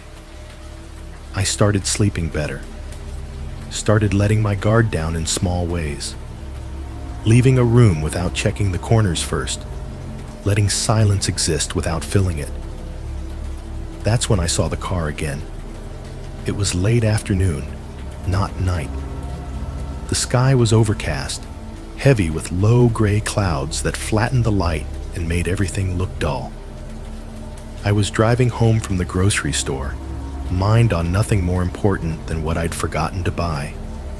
I stopped at a red light a few blocks from my house, and there it was, parked on the opposite side of the intersection, facing my direction.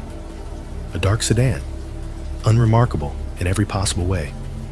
Clean lines, no decals, no damage.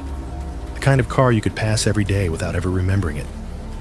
The windshield was dark, not reflective, not glaring, just black. I didn't feel panic, not immediately. I felt a cold, sinking recognition, like seeing a familiar shape in a place you didn't expect it, like realizing a stranger in a crowd isn't a stranger at all. The light stayed red. The car didn't move. I watched the hood rise and fall slightly with the idle of the engine. I watched the wipers twitch once, as if testing themselves. I tried to see inside, tried to force detail out of the darkness behind the glass. There was nothing. When the light turned green, the sedan didn't proceed straight through the intersection. It didn't turn. It stayed exactly where it was. I drove on. I didn't check my mirrors. I didn't need to. I knew with a certainty that felt heavier than fear that it wasn't following me. It hadn't been following me all along. That was the mistake I'd made from the beginning. Following implies pursuit, movement, intent directed toward a destination. What I was dealing with didn't move that way. It waited. The sedan hadn't chased me down that night on the road. It had responded. It had let me lead, let me choose, let me believe I was in control. The motel hadn't been selected at random. It had been an environment where I was isolated enough to notice. My house wasn't being invaded. It was being observed under familiar conditions. I wasn't the target. I was the reference point. That realization hollowed me out in a way nothing else had. Because if I wasn't being hunted, then there was nothing to escape from. No behavior to change that would make it stop. No distance I could put between myself and it. You can outrun something that chases you. You can't outrun something that only needs to know when you're aware of it. I drove home, parked, and sat in the car for a long time, listening to the engine tick as it cooled. The street was quiet. A neighbor's porch light flicked on across the way. Somewhere down the block, a door closed. Normal life continued. Inside the house, the refrigerator hummed. The HVAC clicked on. Distant traffic rolled by, like waves, breaking far offshore. I went to bed early that night. Not because I was tired, but because I understood something new and terrible. Whatever had noticed me didn't need to announce itself anymore. It didn't need to escalate. It had already confirmed what it came to confirm. That I could sense it. That I could remember it. That once noticed, it would never need to move again. As I lay there, eyes open in the dark, my phone buzzed softly on the nightstand.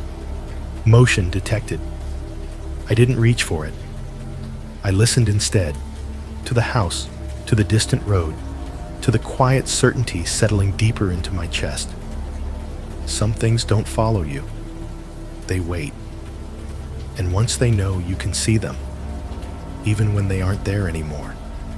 They don't need to be. I didn't come to the realization all at once.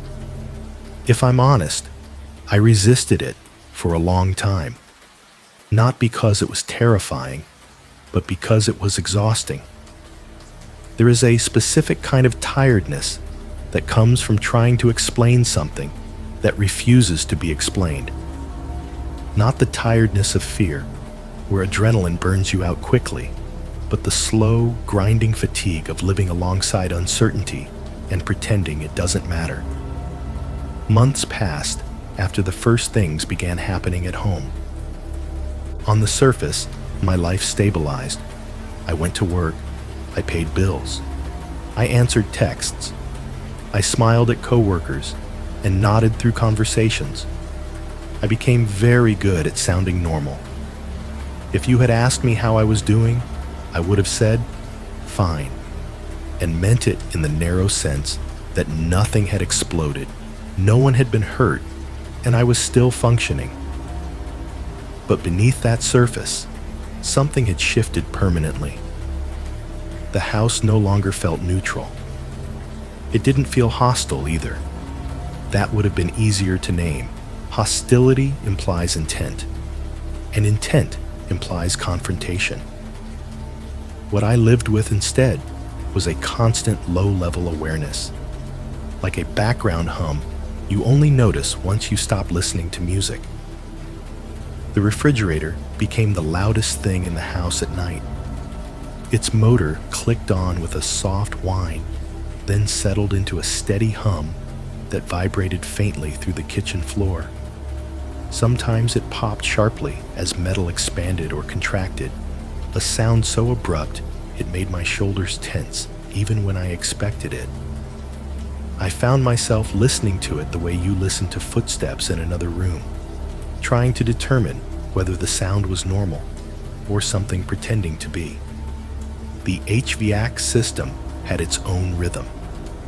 A faint click from the thermostat, a pause, then the dull rush of air through the vents, carrying dust and warmth and the smell of the house itself. When it shut off, the silence that followed felt heavier than it should have, like a held breath. When it came back on, I felt a strange relief, not because of temperature, but because it meant something in the house was still operating according to rules I understood. Outside, distant traffic rolled through the night in long, shallow waves. Tires on pavement, an occasional horn, the low, far-off sound of engines accelerating and fading again. Those sounds used to comfort me. They reminded me that the world was still moving, that other people were awake, that I wasn't isolated. Now, they felt like reminders of distance. The cameras continued to alert, less frequently than before, but regularly enough that I stopped being surprised. The rear alley camera buzzed with motion alerts that showed nothing. The indoor camera caught lights switching states without any visible cause. Each time it happened, I felt the same dull tightening in my chest. Not panic, not shock, just the confirmation of a pattern continuing. I stopped trying to catch it. That was an important shift, even if I didn't recognize it as one at the time. Early on, I had treated every alert like a test, a chance to prove or disprove my own experience. I had scrubbed footage frame by frame, searching for a shadow I could point to, a blur I could circle and say, there, that's it. But after enough empty clips, I understood something fundamental. The pattern did not exist to be documented. Documentation was irrelevant to it, so I let the alerts sit unread sometimes. I turned my phone face down. I listened to the house instead. Not because listening gave me answers, but because it grounded me in the reality that something was happening whether I validated it or not. That was the beginning of the dread. Not the fear of what might happen next, but the awareness that nothing needed to happen at all. Once that thought took root, it began to reshape the past. Memories rearranged themselves quietly, without drama, like furniture being moved while you're in another room. Things I had once categorized as normal unease or coincidence took on a different weight when viewed through this new lens. The drive home from the warehouse that first night, for example. I had focused so much on the sedan, on the way it mirrored my lane changes, matched my speed, turned when I turned, that I had missed what that behavior implied. I'd assumed it was following me, that I was the object of its movement. But following is active. Following requires pursuit. What I had experienced wasn't pursuit. It was response. The car didn't choose a direction and pressure me into it. It waited for me to choose, then confirm my choice by repeating it. The lack of turn signals wasn't aggression or carelessness. It was efficiency. Signals are communication. That car didn't need to communicate with anyone else on the road. It only needed to stay aligned with me. At the time, I'd interpreted that as threat. Now, I saw it as something colder and more detached. Observation. The motel incident took on a similar shape when I reconsidered it. I had framed that night as an escalation, a moment where something tried to cross a boundary, but nothing had actually crossed. The door never opened. The lock never failed. The hallway remained visually empty. What had happened instead was confirmation. The guest registry anomaly, the room number listed twice, had bothered me because it suggested duplication. I'd assumed it meant someone else, some physical presence, another person who wasn't supposed to be there. But what if it wasn't referring to another person at all? What if it was recording two states of the same space, occupied and noticed? That thought made my skin prickle even months later. The night clerk's evasiveness stopped feeling like guilt and started feeling like avoidance. He hadn't been hiding a crime or protecting a guest. He'd been protecting a routine. His ability to get through the night without acknowledging something he couldn't fix. He'd seen the footage. He'd heard the sounds without images. He'd learned, in his own way, that engaging with it only made it linger. The house followed the same logic. It didn't break in. It didn't rearrange furniture or leave marks. It used the systems I relied on, lights, cameras, sensors, to let me know it was still there, still capable of interaction, without ever appearing directly. Not to frighten me, to remind me. That realization was where dread hardened into something heavier. Because if the pattern wasn't escalating, if it wasn't trying to get closer, then there was no climax to anticipate, no final confrontation, no moment where bravery or preparation would matter. There was only continuation. I began to notice how carefully it stayed within a certain range. The alerts never came during the day. The lights never turned on when guests were over. The sounds never happened when the TV was loud or when I was on the phone. It respected witnesses, or more accurately, it avoided them. The pattern wasn't reckless, it was selective.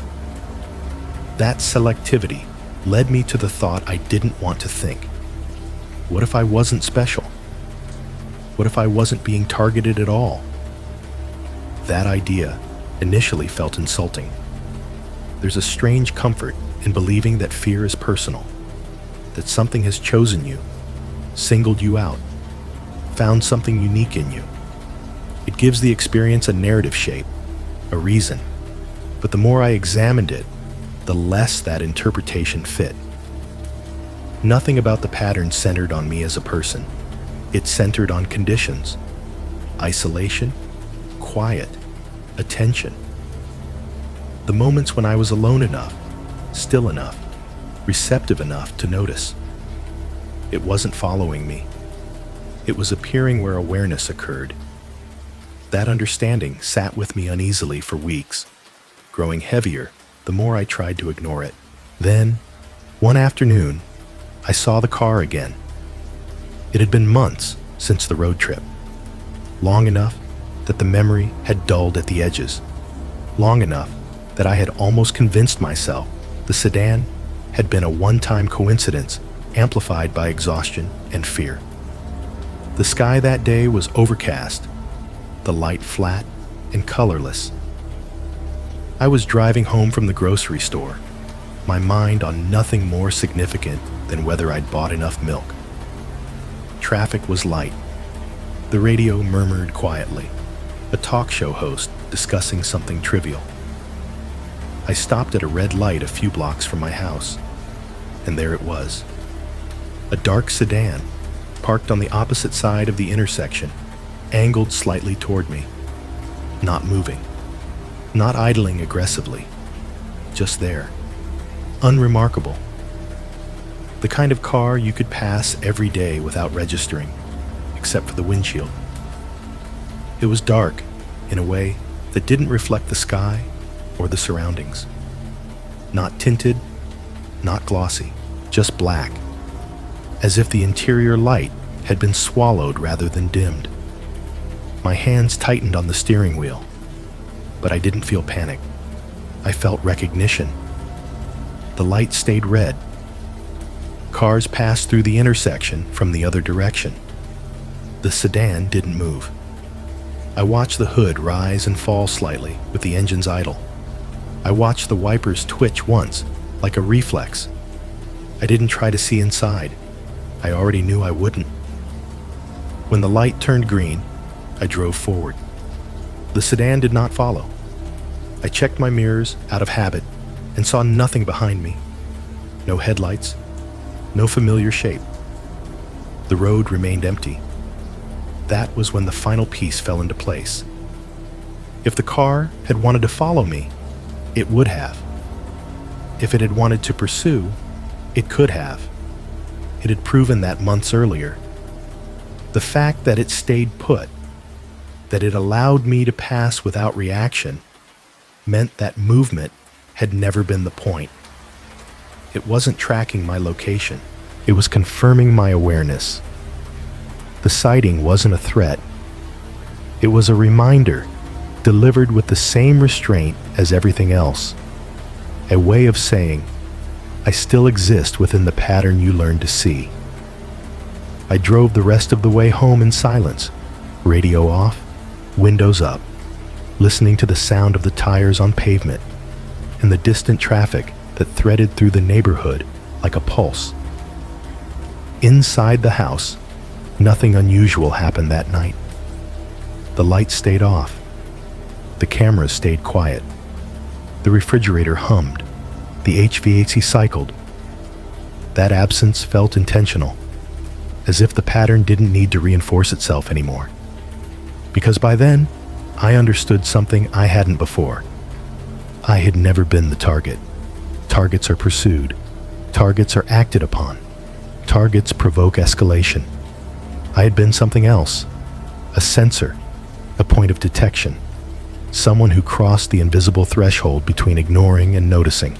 Once I crossed it, the pattern acknowledged me, not aggressively, not maliciously, but definitively, like a system logging a new data point, like a place remembering the moment someone became aware of it. That awareness was the cost. Not fear, not danger, awareness. I went to bed that night without checking the cameras. I left my phone face down on the nightstand.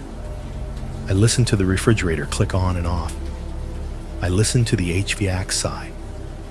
I listened to distant traffic roll past in soft, endless waves.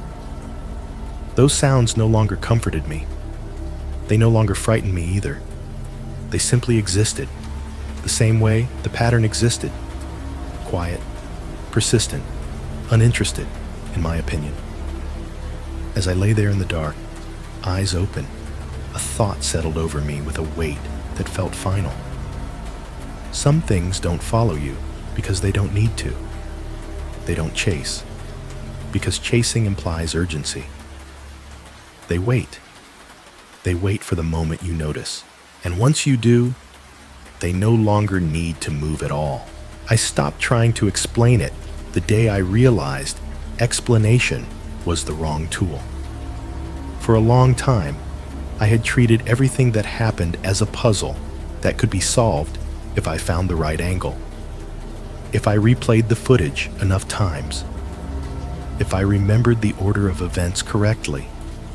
If I could line up cause and effect the way you're taught to do when something goes wrong. That instinct is comforting. It suggests there is a version of the world where understanding restores balance, where naming a thing reduces its power, where awareness leads to resolution. This was not that kind of story. The first step toward acceptance wasn't relief. It wasn't peace. It was a quiet, internal adjustment, a recalibration of expectations. I stopped waiting for escalation, stopped anticipating a final moment where everything would either break or reveal itself fully. Once I let go of that idea, the fear loosened its grip just enough for something else to take its place. Clarity. The pattern was not personal. That sentence took weeks to feel true.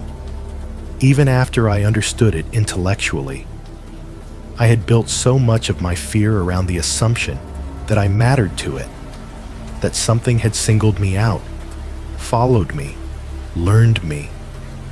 The idea that it wasn't about me felt at first like erasure, like being told your experience didn't count. But that wasn't what it meant. It meant something more unsettling and, strangely, more honest. Nothing in the pattern suggested preference.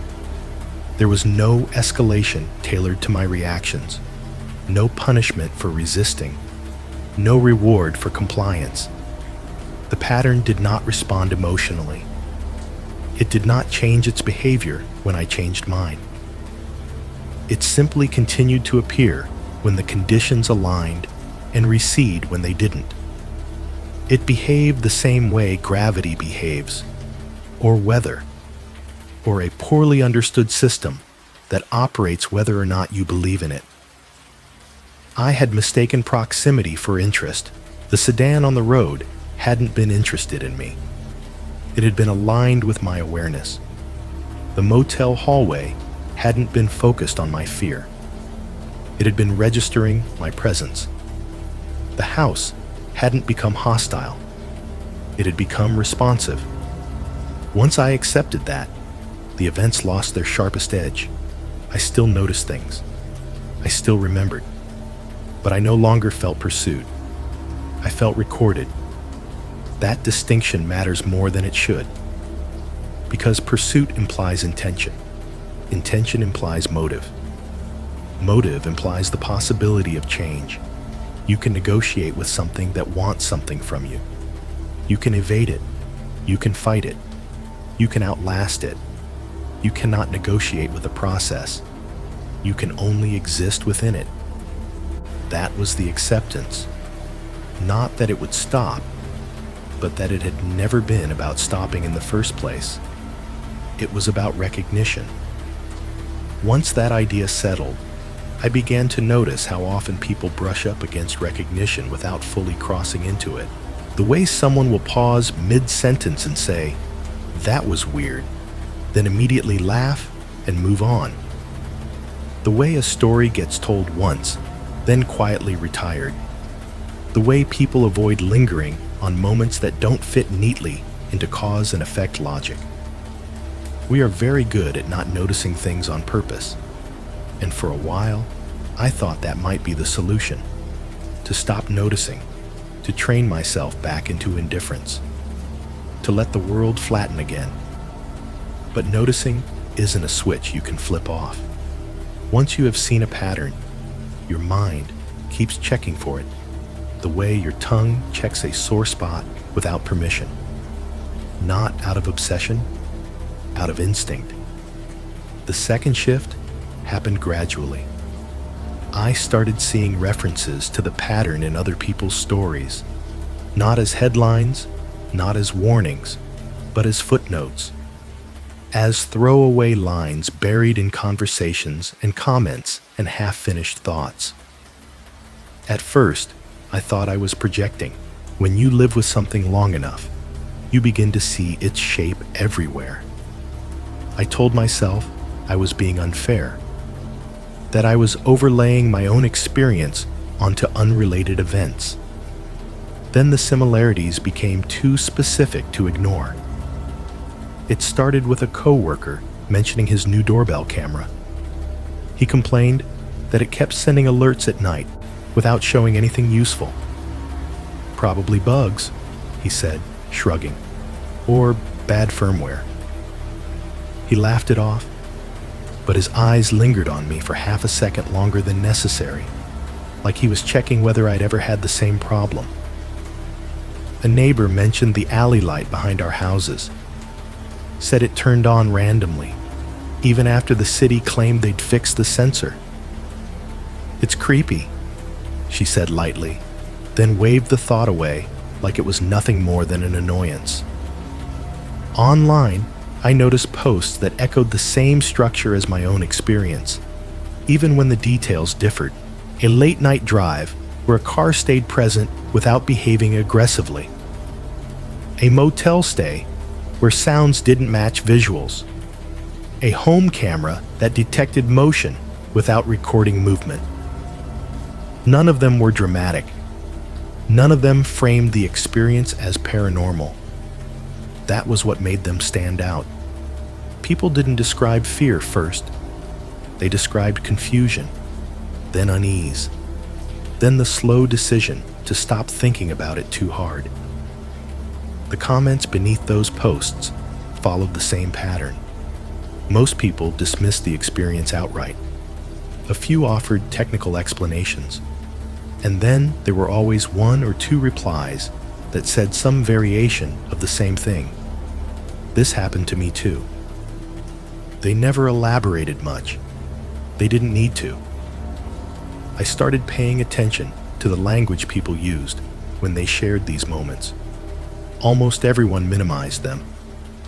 Almost everyone added a disclaimer. I was probably tired.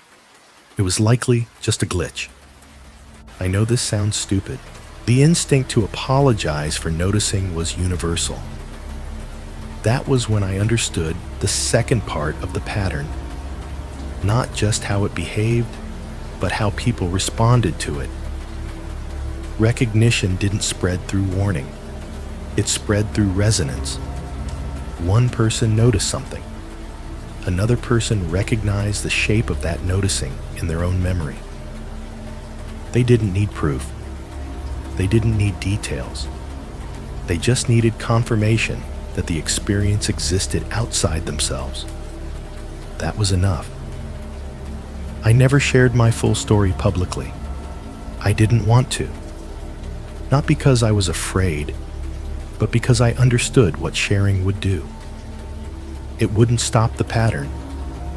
It wouldn't protect anyone. It would only sharpen attention in people who might otherwise never cross that threshold. And once crossed, there is no return to ignorance. So I stayed quiet. But quiet doesn't mean isolated. Over time, the awareness of others became a background presence in my life. Not a comfort, exactly, more like a shared silence. The knowledge that somewhere, at any given moment, someone else was experiencing a similar flicker of unease and deciding, as I had, what to do with it. Some would dismiss it completely. Some would hold on to it for a while. A few would notice it long enough for it to notice them back. Those people didn't become obsessed. They became careful. Not in the paranoid sense. In the observational sense. They learned when to look and when not to. When to accept a moment as incomplete. When to stop digging. I learned that too. The acceptance phase didn't come with a dramatic change. It came with small decisions. I stopped checking camera alerts immediately. I stopped testing patterns. I stopped trying to catch the system in the act. I let it exist without engagement. That didn't make it go away, but it changed how it felt. The house continued to make its ordinary sounds. The refrigerator clicked and hummed. The HVAC cycled. Distant traffic rolled through the night. Occasionally, a light would behave strangely. Occasionally, a notification would buzz. I acknowledged these things without reacting.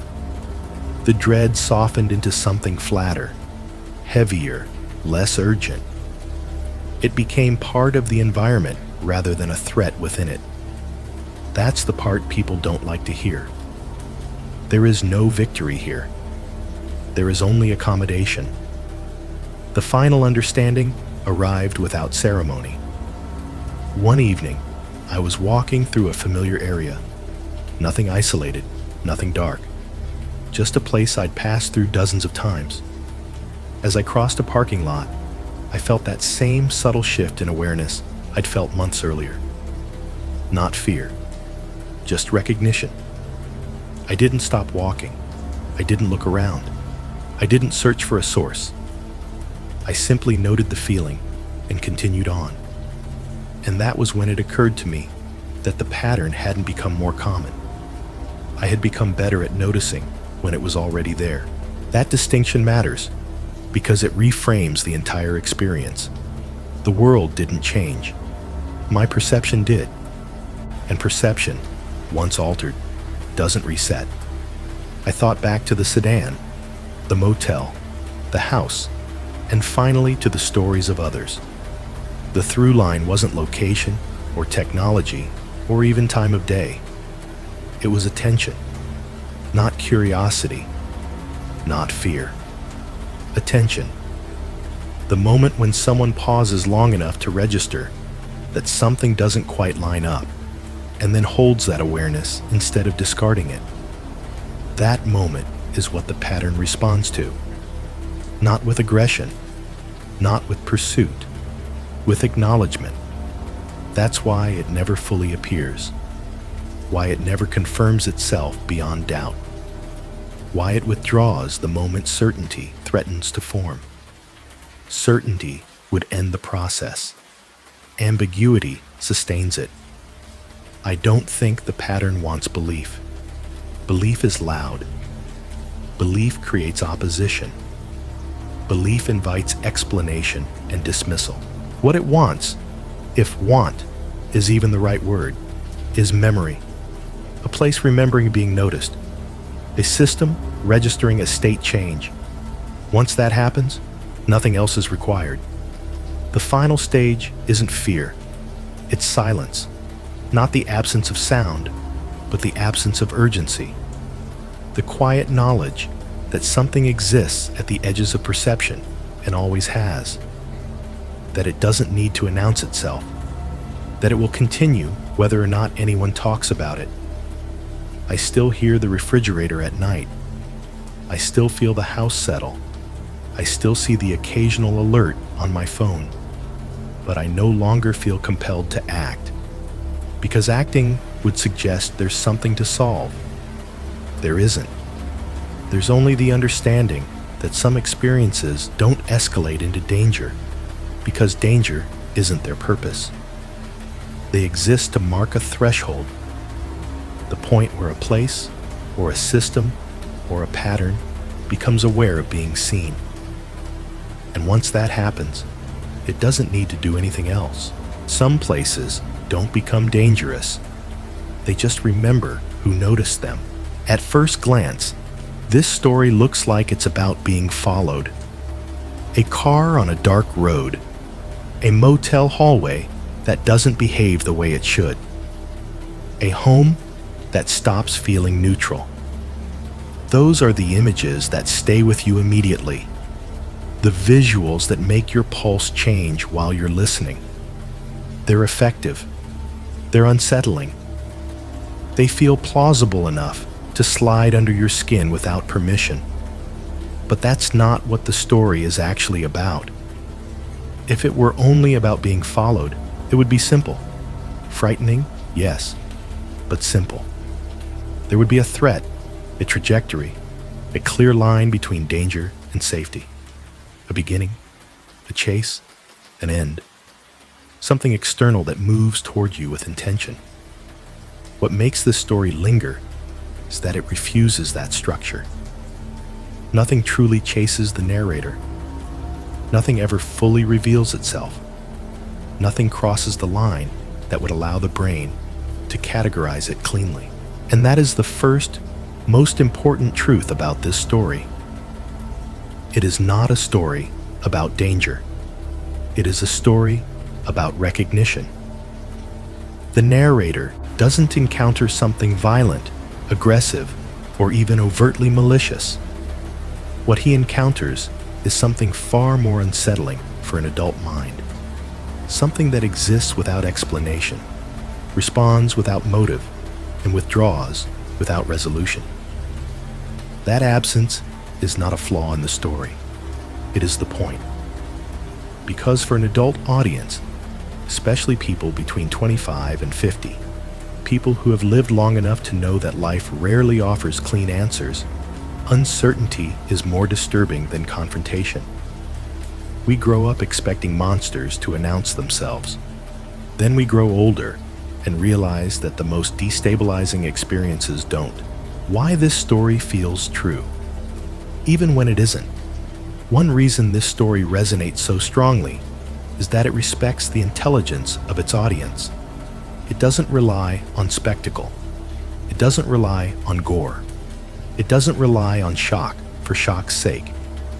Instead, it mirrors the way unsettling experiences actually enter adult lives, quietly, incrementally, without permission.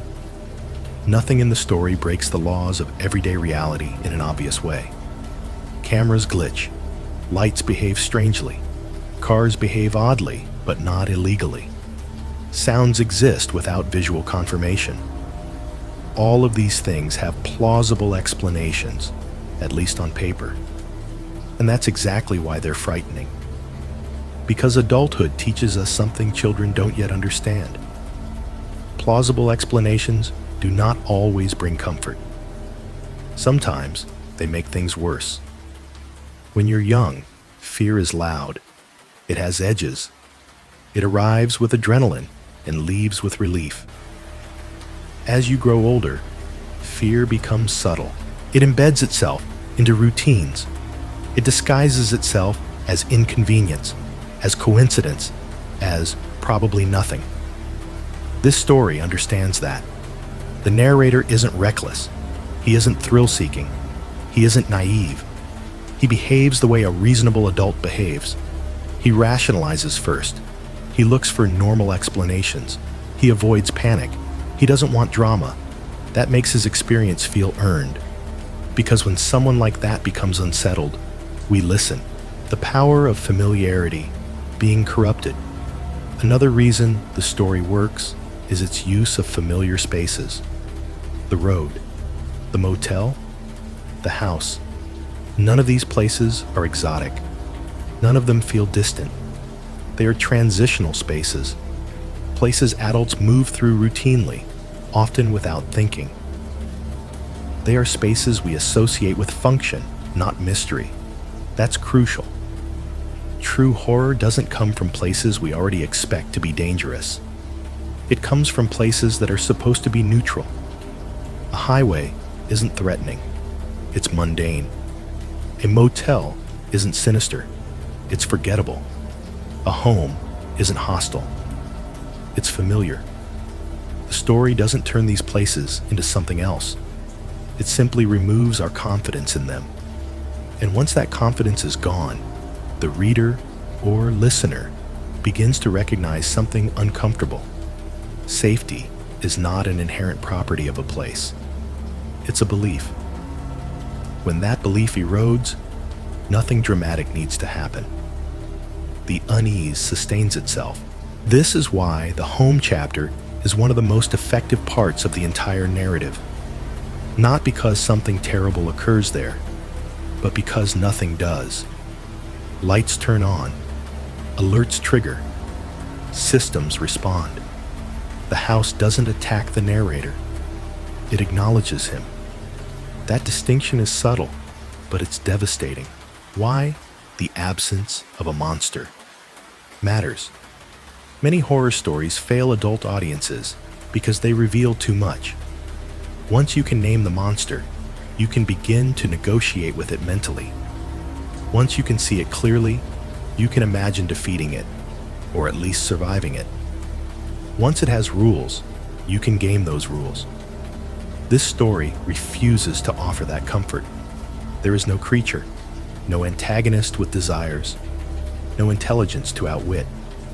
Instead, there is a pattern, and patterns are far more unsettling than monsters. A monster can be confronted, a pattern must be endured. The story slowly shifts the listener from asking, "What is it?"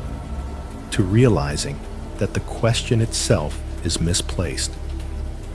The narrator's realization that he was never the target, only the observer, is not a twist designed to shock.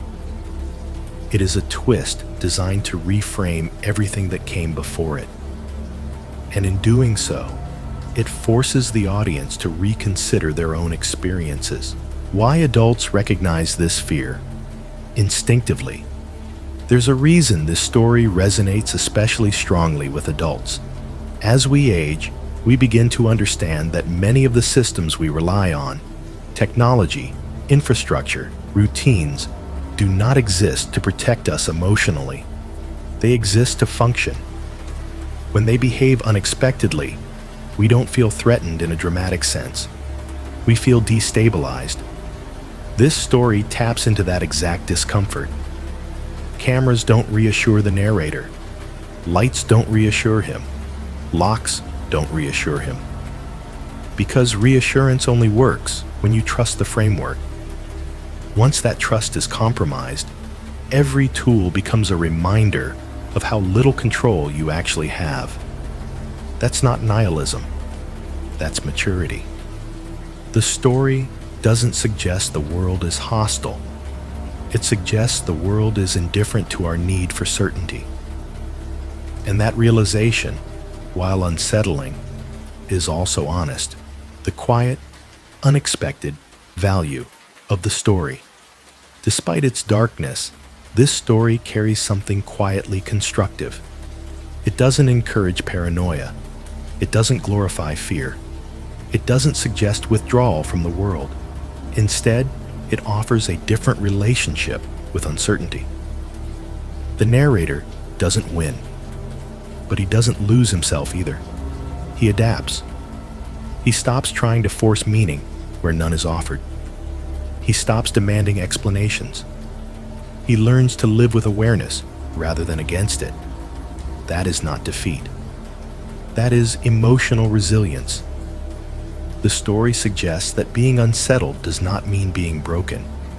That noticing something strange does not obligate you to solve it. That some experiences are not problems. They are thresholds. Once crossed, they change how you see the world. Not worse, just differently. One of the most unsettling things this story does is remove the comfort of an enemy. There is no figure to fight, no face to recognize, no presence that can be blamed, confronted, or even fully acknowledged. For most people, fear becomes manageable the moment it has a shape. A person can be avoided. An animal can be escaped. A monster can be defeated, trapped, or destroyed, at least in theory. But what happens when fear exists without an object? That is the kind of fear this story explores, and it is the kind most adults are already familiar with, even if they've never named it. It's the fear of systems behaving strangely, the fear of patterns you can't prove, the fear of being aware without being able to act. This isn't cinematic fear, it's psychological erosion. And erosion is far more difficult to recover from than impact. Why nothing happening is more disturbing than something happening. In traditional horror, something happens. A door slams, a figure appears, a threat escalates, your nervous system reacts, burns through adrenaline, and eventually settles. Even if the danger continues, your body has a rhythm for responding to it. This story denies that rhythm. Here, the most unsettling moments are defined by absence. A camera, alert with no visible motion, footsteps without a body, a light turning on without a hand, a car present without pursuit. Nothing ever fully happens, and that is precisely what destabilizes the listener. Because when nothing happens, the mind doesn't get closure. Instead of reacting, it loops. Did I imagine that? Was it a glitch? Am I overreacting? Adults are especially vulnerable to this kind of fear because we are trained to doubt our own instincts in favor of rational explanations. We are taught that not everything we feel is meaningful, that discomfort without evidence should be dismissed. This story weaponizes that lesson. The narrator does everything right. He rationalizes. He avoids drama. He seeks normal explanations. And the more he does that, the deeper the unease settles. Because fear, without a monster, doesn't ask to be believed. It simply exists. The adult fear of being unable to act. Children are taught to fear danger. Adults are taught to fear powerlessness. This story doesn't place the narrator in danger he can fight. It places him in situations where action feels inappropriate. Calling the police feels excessive. Confronting someone feels irrational. Leaving feels dramatic. So he stays. And that mirrors real adult life far more accurately than any chase scene ever could. Most unsettling moments in adulthood don't come with alarms.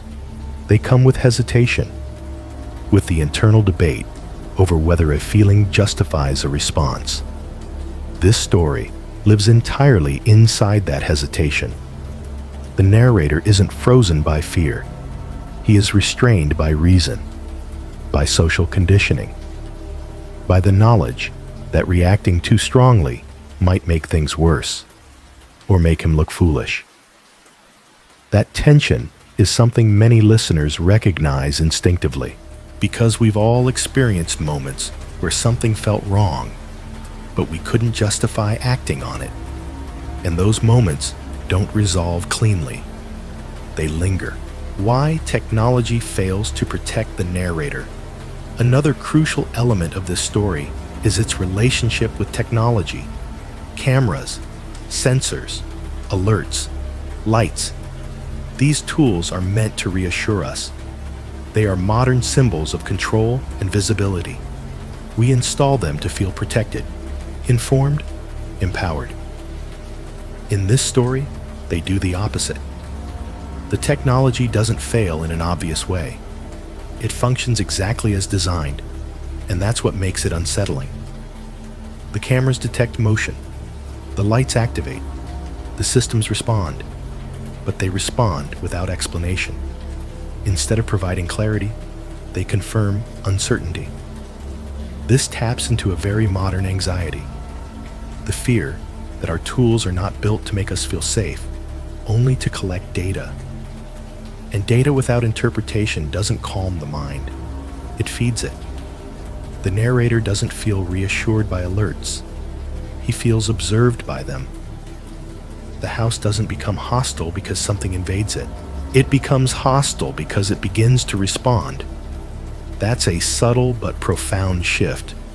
A responding environment suggests awareness, and awareness, especially unacknowledged awareness, is deeply unsettling.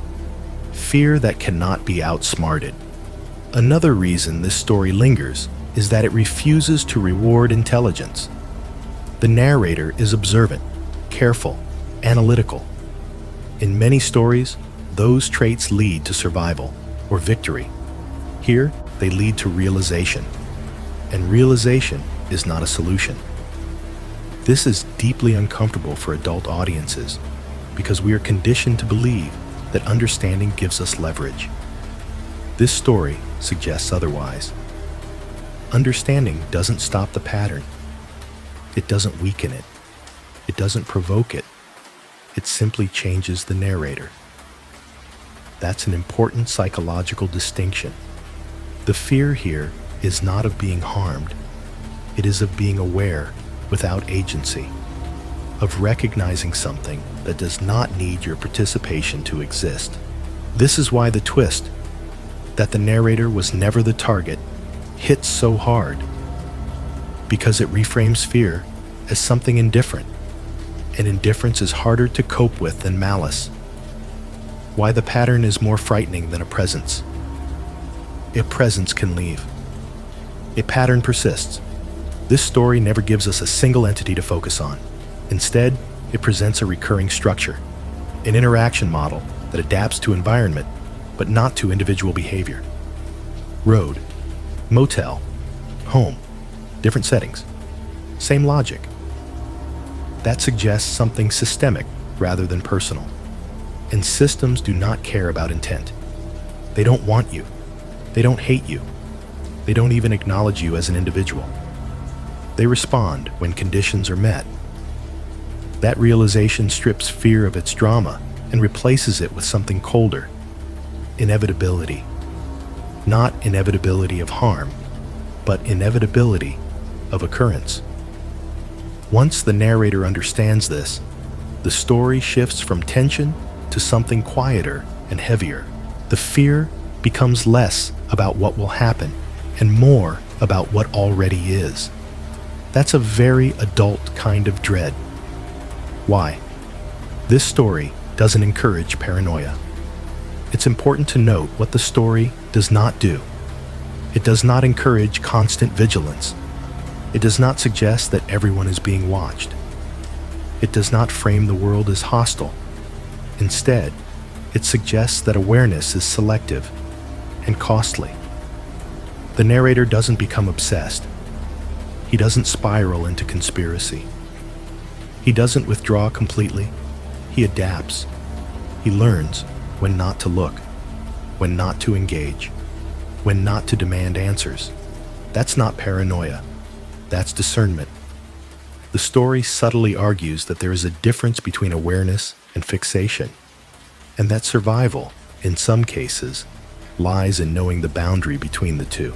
There is a moment in this story that changes everything, even though nothing visibly changes at all. It is not the first time the narrator feels uneasy. It is not the first time something behaves strangely. It is not even the moment he realizes the pattern exists. It is the moment he understands that noticing is irreversible. Fear can fade. Adrenaline can burn out. Even trauma can soften over time. But recognition does not recede. Once you recognize a pattern, truly recognize it, not just suspect it. You don't unsee it. You don't return to the version of yourself that moved through the world without accounting for it. The mind doesn't forget what it has learned to watch for. That is the quiet transformation at the center of this story, and it is far more unsettling than any jump scare could ever be. The difference between being afraid and being aware. Fear is reactive. It spikes. It demands response. It floods the body and then eventually releases it. Awareness is different. Awareness settles in. It doesn't rush you. It doesn't need you to do anything. This story deliberately shifts the narrator from fear into awareness. The panic that once accompanied strange events dissolves into something flatter and heavier. The narrator no longer jumps at every sound. He no longer rushes to check every alert. He no longer demands answers. Instead, he notices.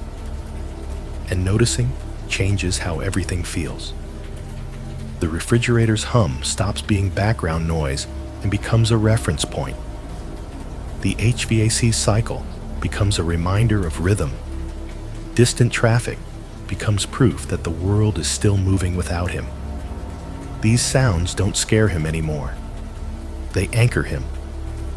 That's an important emotional shift, and it's one that adult listeners understand instinctively, because adulthood is full of moments where fear gives way to something quieter. The understanding that some things simply exist and that resisting them only drains you. This story does not reward vigilance, it rewards acceptance. Why recognition feels heavier than fear? Fear gives you something to push against.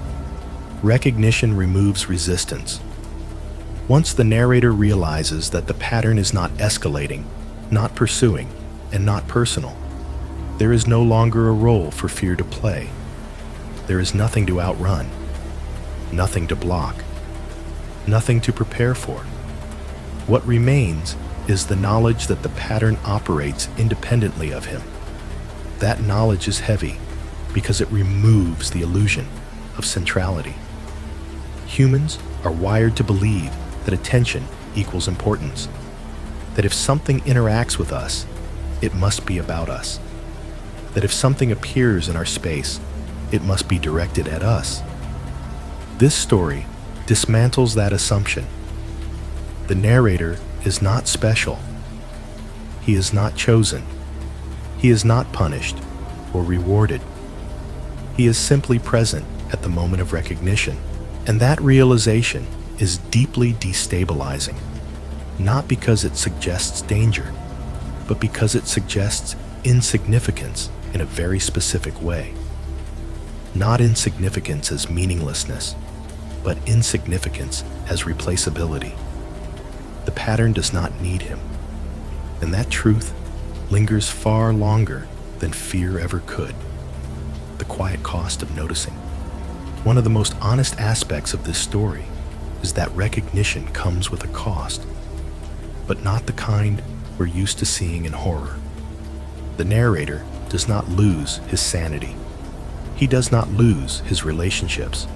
He does not lose his ability to function. What he loses is innocence in a very adult sense. He loses the ability to fully trust that environments are passive. He loses the comfort of believing that attention always belongs to the observer, not the observed. He loses the luxury of assuming that awareness is neutral. That loss doesn't manifest dramatically. It manifests in small behavioral shifts. He checks alerts less often, not because they stop happening, but because checking no longer serves a purpose. He listens to sounds differently, not with panic, but with calibration. He stops testing the pattern, not because it has disappeared, but because testing implies agency. This is not defeat, it is adaptation. And adaptation is something adult audiences recognize as both necessary and bittersweet. Because adaptation acknowledges a truth we don't like to say out loud. Some experiences don't get resolved. They get integrated. Why the story never offers closure. Many listeners expect a story to end with closure, even if that closure is bleak. A final revelation, a final confrontation, a final understanding. This story refuses that, not because it wants to frustrate the audience, but because closure would be dishonest. Recognition does not come with an ending. Once the narrator understands the pattern, there is no after. There is only continuation under new conditions. The world remains the same. The sounds continue. The places remain accessible. The systems still function. The only thing that changes is the narrator's relationship to them. That's why the story doesn't crescendo in the final chapters. It quiets. And that quiet is intentional. Because awareness doesn't announce itself, it settles. Recognition as a shared, unspoken experience. One of the most powerful moments in the story comes when the narrator realizes he is not alone in noticing. Not because others are screaming warnings, not because there is a movement or a collective realization, but because similar experiences surface quietly in fragments. A comment, a complaint, a casual admission. People don't bond over these experiences the way they bond over trauma. They don't organize around them. They don't even dwell on them for long. They simply recognize the shape of the experience in someone else's words. That is how recognition spreads. Not virally, not loudly, but resonantly. The story suggests that this kind of awareness doesn't demand belief or agreement. It only requires that someone has crossed the same threshold, even briefly. And once crossed, that threshold remains part of them. The mature response to recognition. What the narrator ultimately demonstrates is not bravery, but restraint. He doesn't try to warn the world. He doesn't try to expose the pattern. He doesn't try to regain his previous certainty. He chooses not to interfere. That choice is deeply adult, because it acknowledges that some knowledge does not empower you. It simply informs you. And that information does not always demand action. This is a difficult lesson for modern audiences, especially in a culture that equates awareness with responsibility. We are taught that if we notice something, we must fix it. If we recognize a problem, we must act. This story offers a counterpoint. Sometimes, the most responsible thing you can do with awareness is learn how to live with it.